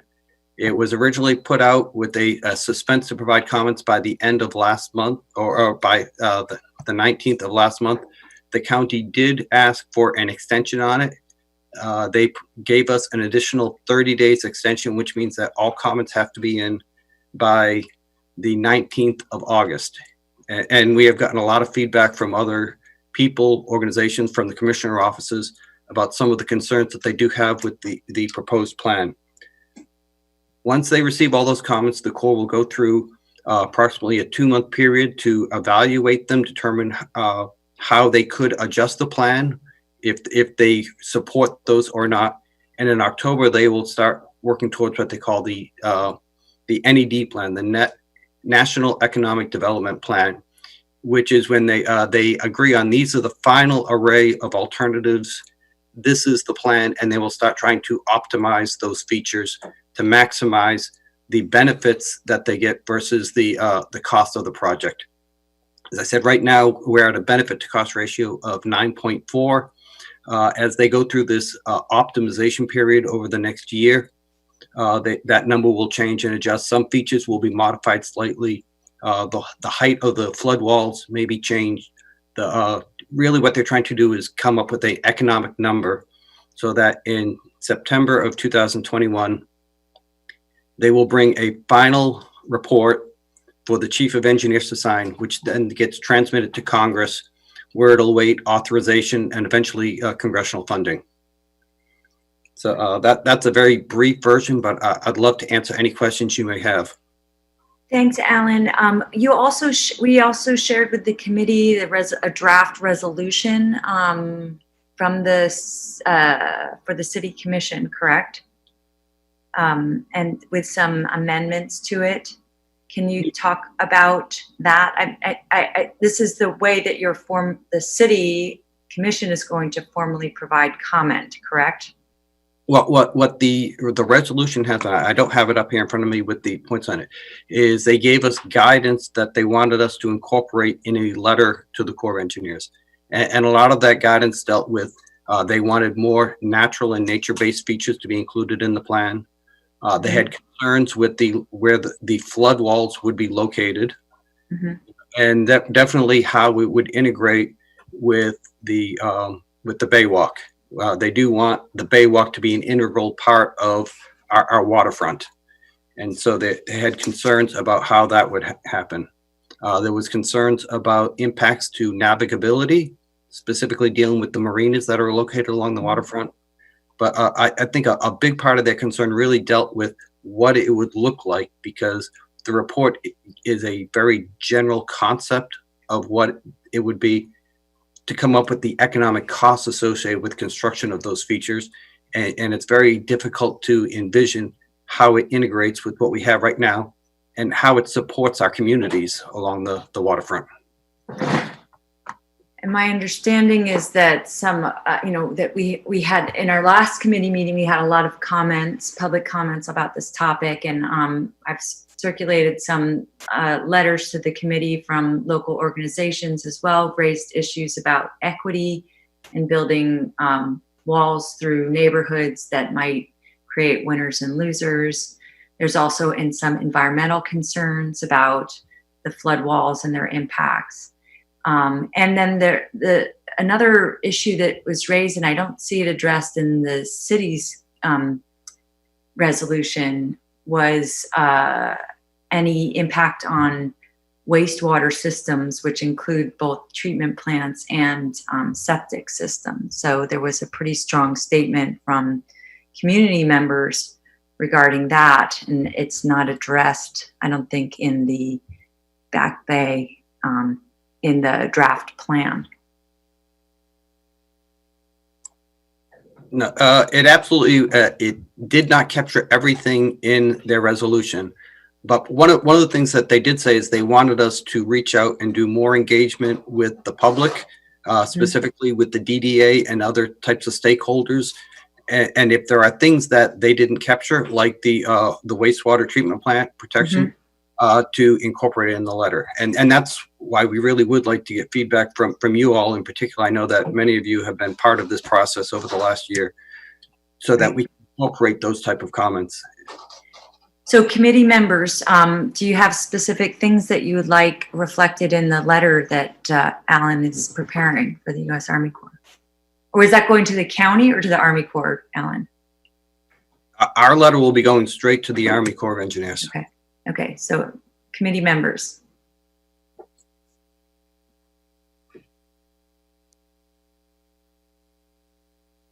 Patrick. I'm trying not to be so gung-ho to raise my hand. Hi, Alan. Thank you for that explanation. And yeah, this was a beast of a document to work through. I think I had sort of two. Well, at first, I guess my first question is, I'm not familiar enough with how the Army Corps works in deciding these types of projects, but could you give me any insight into seems it's very focused on storm surge, and it has restrictions to keep that focus very narrow on storm surge. Could you explain sort of why that is and what those, I'm guessing there are some pretty stringent restrictions for that. Right. So when the project was authorized by Congress, it was authorized as a Coastal Storm Surge Risk Reduction Project with, which has very specific guidance on what type of things they can consider. So they have to always comply with NEPA. But when it comes to determining which features to build or not build, it is based on the benefit cost ratio to prevent damages from storm surge. And damages are determined as to facilities or structures, roadways. So it doesn't fully take into account some of the tourist impacts that we may have if we get shut down by a hurricane, but there is an economic cost associated with that. It also does not allow for them, when they're building these, to provide for certain things such as recreational features. If we wanted to go in and ask, as part of this project, to build a park, it would provide any economic benefits in terms of risk reduction. So therefore, they wouldn't be able to consider that to be incorporated in the project.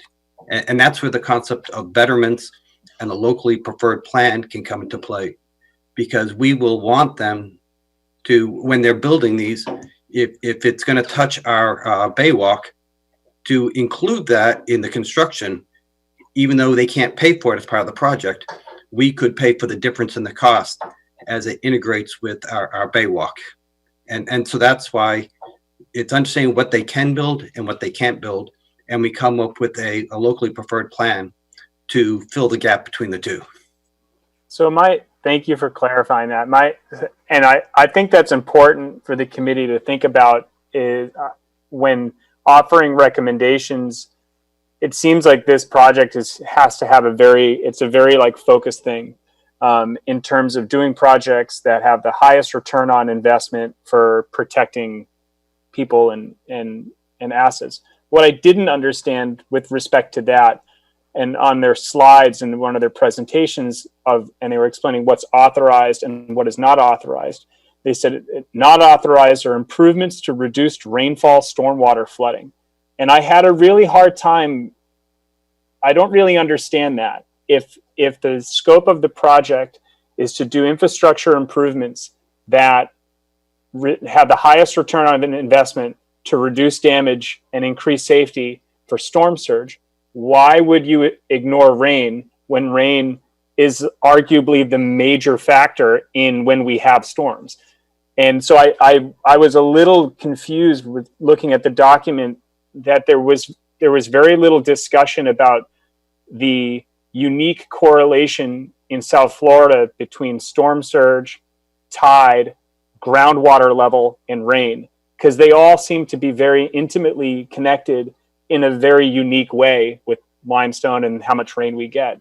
So that was like my first major concern is I felt like there was a lot of opportunity with, and this is what opens things up with green spaces and increased absorption and being a lot more clever about how we absorb rain and absorb water when we get it.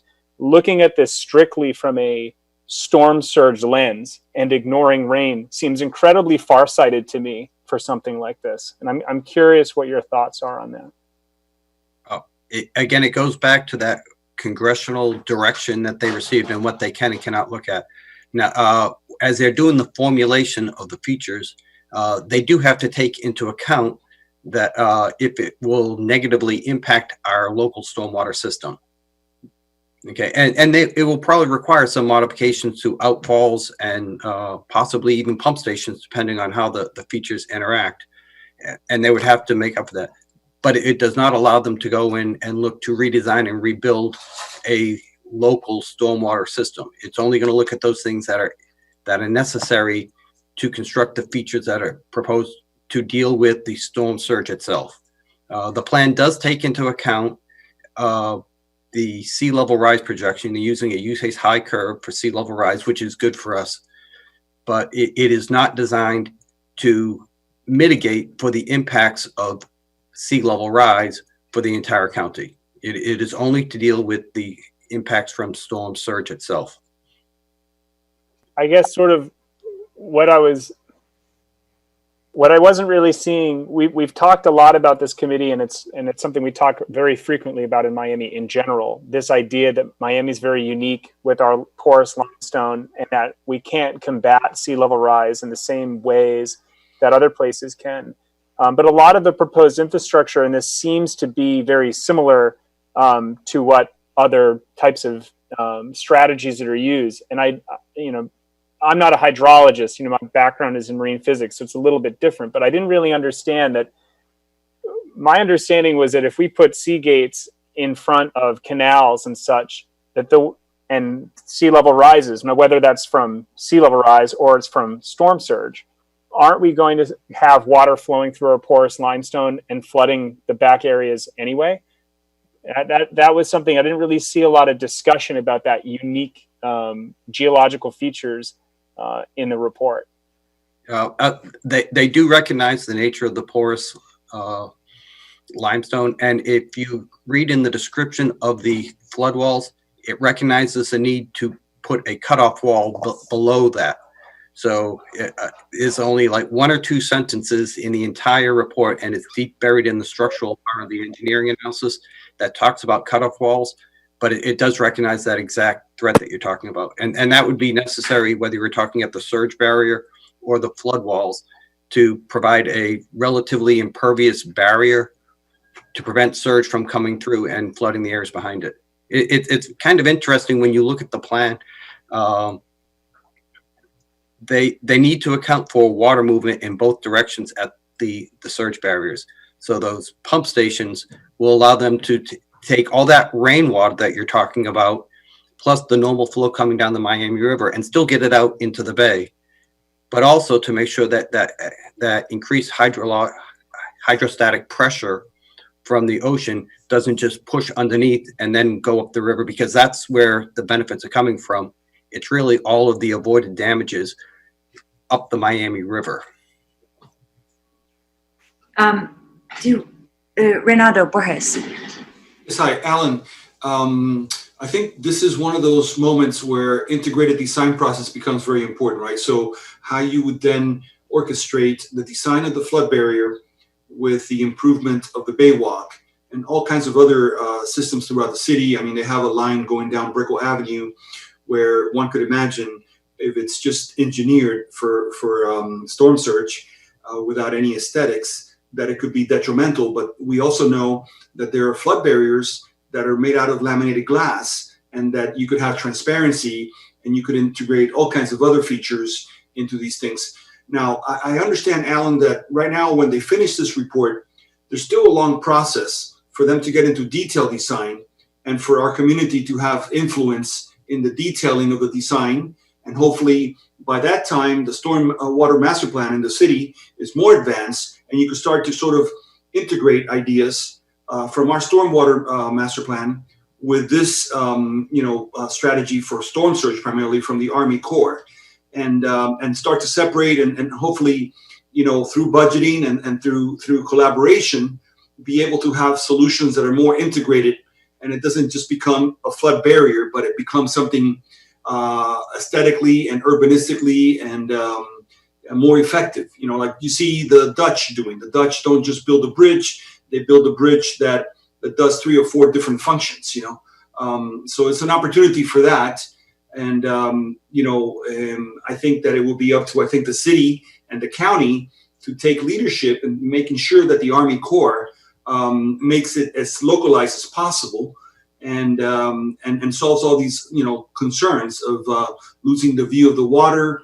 Having access to the water for the community is super important, and these will all be things that into the future, I think, of the collaboration between the city, the county, and the Army Corps, there's going to be room for there to be more ample and more detailed conversation about these things. Do you agree with that? Absolutely. And I'll go back to the basic purpose of this report. Is it's an economic study as much as anything, because it's to make a recommendation to Congress to authorize the project and ultimately to fund the project. So they are only doing a very basic level of design, less than a 10%, to identify what are the features that are needed. Once it is authorized by Congress and funded, it will then have to go through planning, engineering, and design. And that will be over a series of years. We are asking that when they build it, they don't build a wall down Brickell Ave that looks like a wall. It needs to look like art in public places. It needs to have a lot of gates and access. It needs to have a lot of natural features on it. It shouldn't look like a big concrete wall. And that you will see in our letter when we finally compose it. We are going to emphasize the need to have natural features integrated into everything that they're doing, because it has to be aesthetically pleasing. It has to serve our needs as well as the flood protection that they're providing. And this is Miami. We need more trees. We need more natural features. You talked a little bit about the water access. That's another key point that the commissioners and everybody has brought up, that we need to still be able to get to the water. We don't have enough of that in Miami as it is, and we can't take away the little that we do have now. Alan, I want to add to this. So you're getting obviously feedback from the committee on design, on engineering, and I really want to emphasize the issues of equity in this plan. And I think that you've seen some of this in the letters that have come from the community. Real serious concerns about building walls through neighborhoods. That creates it has terrible history to it. It creates divisions within neighborhoods. It creates winners and losers.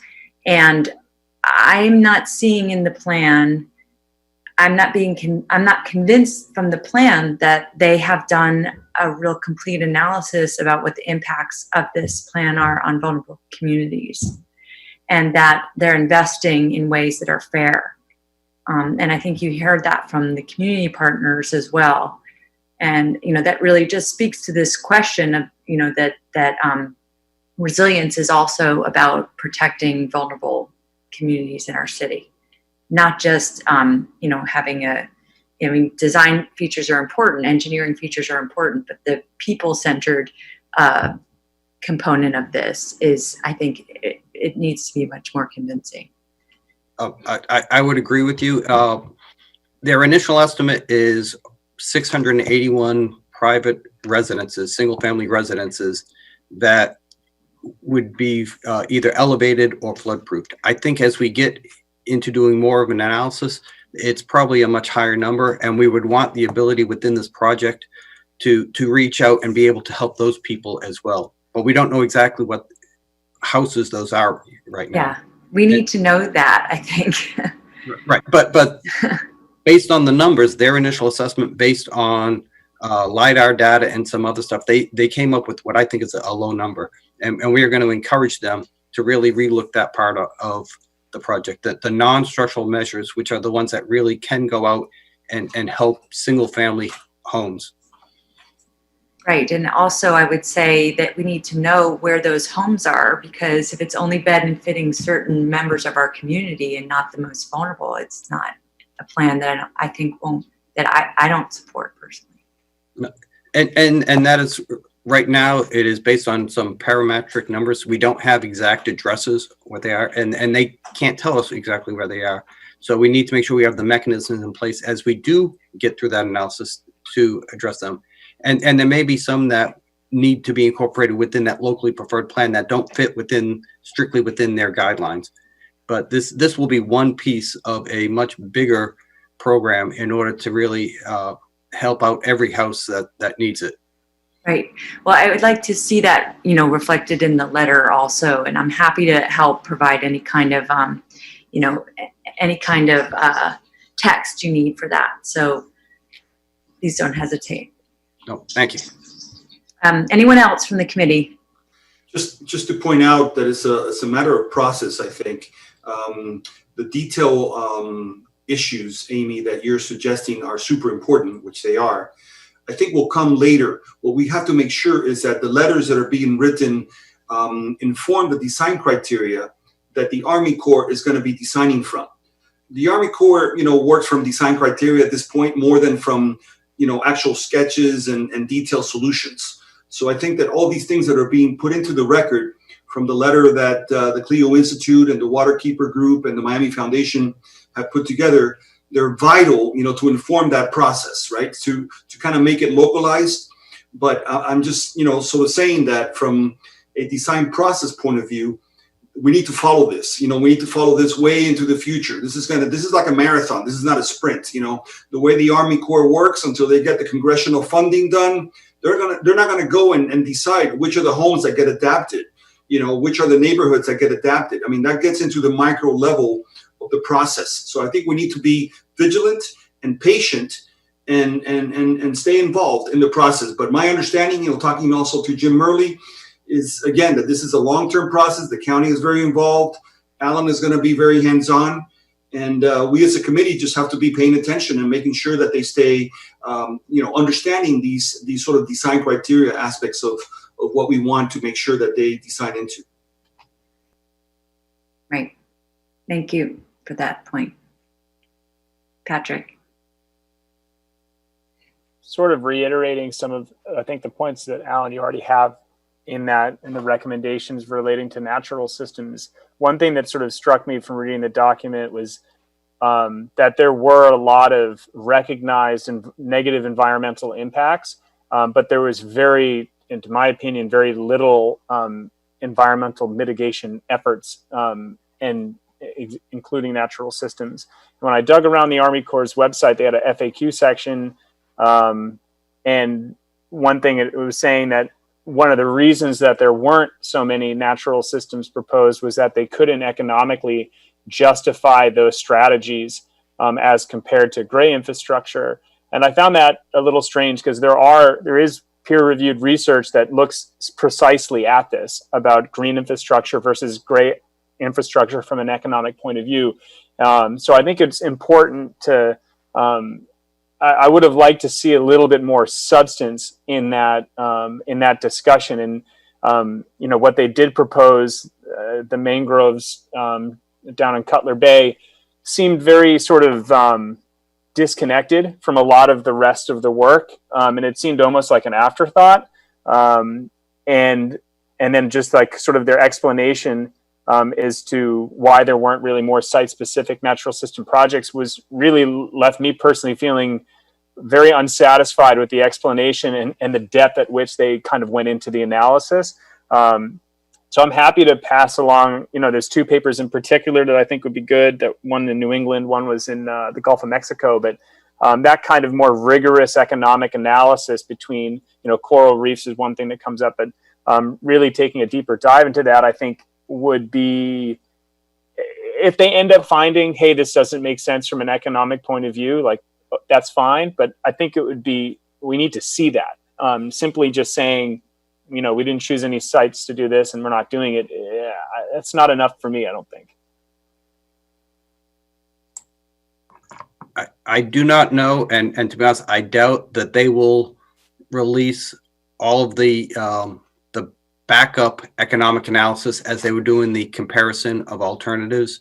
They did, in the initial array, it did include nature and natural features as one of the alternatives for it, but that was screened out in lieu of the flood walls and the sector gates. I honestly, I don't think they will release that level of detail, but we can ask them and we can provide the letters that you're talking about, or not the letters, the studies that you're talking about, to reconsider and provide us a little bit more detail on it. Thanks, Patrick. Thank you, Alan. Anything else from the committee on this? Wayne, Jose, Robert, no, Keelan's not on.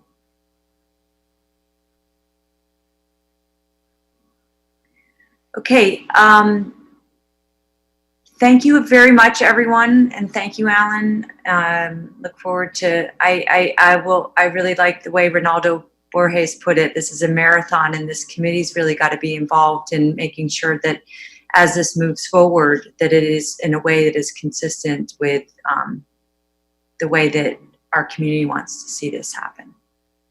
It is a big, it's going to have a giant impact on our community if it goes through, and so I think we definitely want to be involved in the process. So, Alan, please don't hesitate also to bring us involved, get us involved in any way you need us to. Oh, thank you very much. And I think that you all are very invested in the city and the decision it's making. This is a very large decision for the city and the county and the federal government. It's a huge investment, and we want to do everything we can to get it right. We are woefully behind schedule, something I do not like to be. And we have one more item on the agenda, which is the discussion on a joint Planning and Zoning Advisory Board, the Climate Resilience Committee in a workshop. So we've got Sue Trone and Ryan Shedd here. Sue and Ryan, the floor is yours. Good evening. Thank you. I'll be very brief and just share with you that at the last meeting of the Planning, Zoning, and Appeals Board, we received a request from a member to come back at the next meeting, which is this Wednesday, with some follow-up on the joint workshop between the CRC and the PZAB. So we wanted to come back to you and let you know that this discussion has come up, and just to let you know, so we kind of needed to sort of reacquaint ourselves with where the conversation had let off. There had been on a PZAB agenda for there to be a joint workshop that had been as a discussion item with the PZAB on March 18th. And the sense was that this joint workshop was going to be held before a PZAB hearing on April 1st. Both of these hearings had been canceled because of the pandemic. So the task before me now is to go back to the PZAB, kind of re-socialize them to this concept and sort of situate ourselves back in time for this discussion. So I wanted to come back with you. Ryan and I have been talking about this at the staff level. We had a brief conversation with Ronaldo about this to just sort of kind of gear ourselves up at the staff level about this, and that we are prepared at the staff level to kind of get everybody up to prepare you as well as the PZAB. Should we be able to get all of the stars aligned for this to happen? I know the schedule is a little bit behind. That's really the information I have, is just sort of kind of cue everybody up for what's sort of going on, and available if you have any questions. Thank you, Sue. Ryan, did you want to add anything? Okay, so everybody, are we, if I can just refresh the committee's memory on this, we were supposed to have a joint meeting. There was talk about it, didn't happen. And I think what really motivated this was the special area plan issue. And so I think that would be the main topic on the agenda. Is that right, Sue? Yeah. Is that correct? Well, or would it be more general than that? At this point, I would encourage you to sort of pause. We have a little bit of time to sort of have a discussion, and if I may, we can reconnect with you individually at by email and queue up a conversation for a workshop. Okay. That sounds great. So you'll be communicating to us through Ronaldo, to the committee as a whole, with some agenda items that you want to cover in a workshop. Yes. And potential dates. Correct. Okay. Anybody on the committee want to reflect back on that at this point? Ronaldo, I see you unmuting yourself. So go ahead. Yeah, so we had started an initiative with the building department and Jane to talk about the resiliency of commercial buildings in the urban core. And then we were hit by the pandemic, and we kind of stopped that conversation. The city was going to be reaching out and procuring services from professionals to develop criteria that would allow the large-scale urban, building owners to find a way to incentivize them to sort of future-proof their buildings. to make sure that those buildings don't suffer the kind of damage that they suffer now in areas that they're unprotected. So that would be something that maybe we could weave into this conversation of also the zoning code, how Miami 21 could continue to advance into a second phase of resiliency criteria that is sort of baked into the code that basically allows architects, designers, developers, to sort of utilize the code to inform their resiliency design strategies. So, I would be interested in, working with Sue and with Ryan on some of those ideas. We had many moons ago, we had a resiliency workshop at Brickell City Center. And out of that, we ended up having a resiliency ordinance that started to move that forward, which allows now single family homes to be raised and for there to be some freeboard criteria and things like that. So, if you like, through our process internally with the committee, I could issue an outline of ideas to Reynaldo Rodriguez, who will then advance it to the committee, and then everybody could input, and maybe that informs the agenda that Sue and Ryan could guide us through. Great, thank you. That sounds interesting and really exciting. And Patrick, you had your hand up? Just 2 thumbs up. Okay, anybody else on the committee? Thank you, Sue. Thank you, Ryan. Look forward to those discussions. Thank you. Okay, so let's see where we are on the agenda. We are down to open discussion and other items. Does anyone have anything to bring up?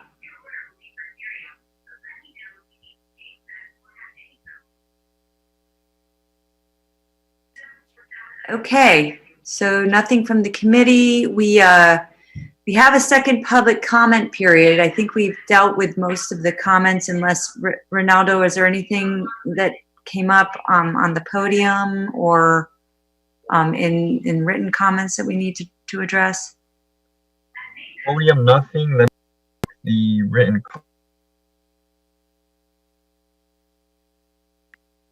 So we covered all the written comments? Is that correct? There may be a few that trickled in during the meeting, but I could just send that to the entire committee. Once again, I could run another report, and then you'll have all of them up until the end of the meeting. Yes, please do that. So committee, you'll be getting another report. Please take a look at it, and those will also go in public record.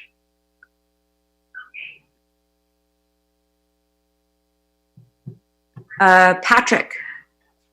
Just sort of a follow-up on the initial topic of the proposed restructuring with the Office of Resilience. Is there a timeline for this decision to be made, and how much time do we have to study up on it, reflect on it, offer more suggestions before it's actually put into practice? Okay, so my understanding is that in the September commission meeting, there will be a vote on the budget. Is that correct? Yeah, that's correct. So we there's certainly would welcome any feedback or input you have the rest of this balance of this month, because we'll have 2 subsequent budget hearings. But there's plenty of time to provide some input and feedback. As the mayor referenced earlier, there's nothing absolutely set in stone, and this is something that obviously we can certainly revisit over time as we continue to work with the committee and evaluate the performance of this new structure as well. I've made a commitment to him. I'll make the same commitment to you that we will definitely see a major movement forward in terms of our plan and our engagement with this committee in particular, and obviously a lot of our various civic groups that are working and activist groups that are working in this particular platform. And I think a year from now, you're going to be pleasantly surprised with the progress we've made and the amount of, I think, I think the level of engagement you've been able to have with us as the administration, and a lot of what your focus is and your input will be certainly taken into consideration. Okay, and we had a specific ask from the mayor of, or if there are particular topics, projects that you want to bring to his attention, that you think that you want to make sure don't slip through the cracks and that get the attention of the CRO and move forward in a way that is that we can measure and track, then he asks that you send. Yeah, those. and Madam Chair, if I can, when you send those in, I would certainly welcome the opportunity to report back on those in the next few months, so that we can actually kind of keep track of the progress we're making on those in particular, and discuss those in this public platform as well. Great. Okay, so you've heard it. The committee is welcome to bring to their attention specific things that you think we need to move forward on, and so please do that, everyone on the committee. I think for me, there's three big takeaways. One is that the CRO position, as the manager has envisioned it, has far more authority than the prior structure. Far more supervisory authority on two levels, both on a departmental level in terms of the people that they supervise, and in a resiliency action group that is led by the CRO, that all these departments, departments actually sit underneath. So I think that's an interesting change. I think I think the second thing that's a takeaway for me is I think we need to have, now that we have this platform of Zoom, like we can do this so much more often, and it's a priority for me. So I have no problem doing this and even expanding. I was telling our manager that when in the last couple of weeks he had a business council meeting that was going on every Friday, and I decided I wanted to beef up the group and get more voices and get more people. And I don't think there's anything that prevents us from having more voices in the room if we need to, and have everybody to come together. Because I think there is sometimes, I mean, you have these great organizations that are doing great work. And I think of Rachel from Waterkeeper, who's doing amazing work. But just like us having departments that come together under the Resiliency Action Group, I think all these groups externally have to come together, because I do think that their work dovetails on each other. And if we're not talking as a group, as one group, which we can do, then what will happen is we'll be fragmented, and there won't be as much coherence. And I just think that's something that we have to really focus on in this upcoming year. Thank you very much. If there's nothing else, we are at the moment in the meeting where we will adjourn. And I believe I need a motion to adjourn, or do I can't remember how we do it here. Mr. Goldberg? You don't have to. You can if you'd like, but you don't need to. Let me ask for a motion to adjourn. Motion to adjourn. Moved. Okay. We got it. Jose moved. Do I have a second? Second. Second. Anyone opposed to adjourning? All right, everybody, have a great night. Stay safe, be well, and we'll see you in a month. Same to you all. Thank you.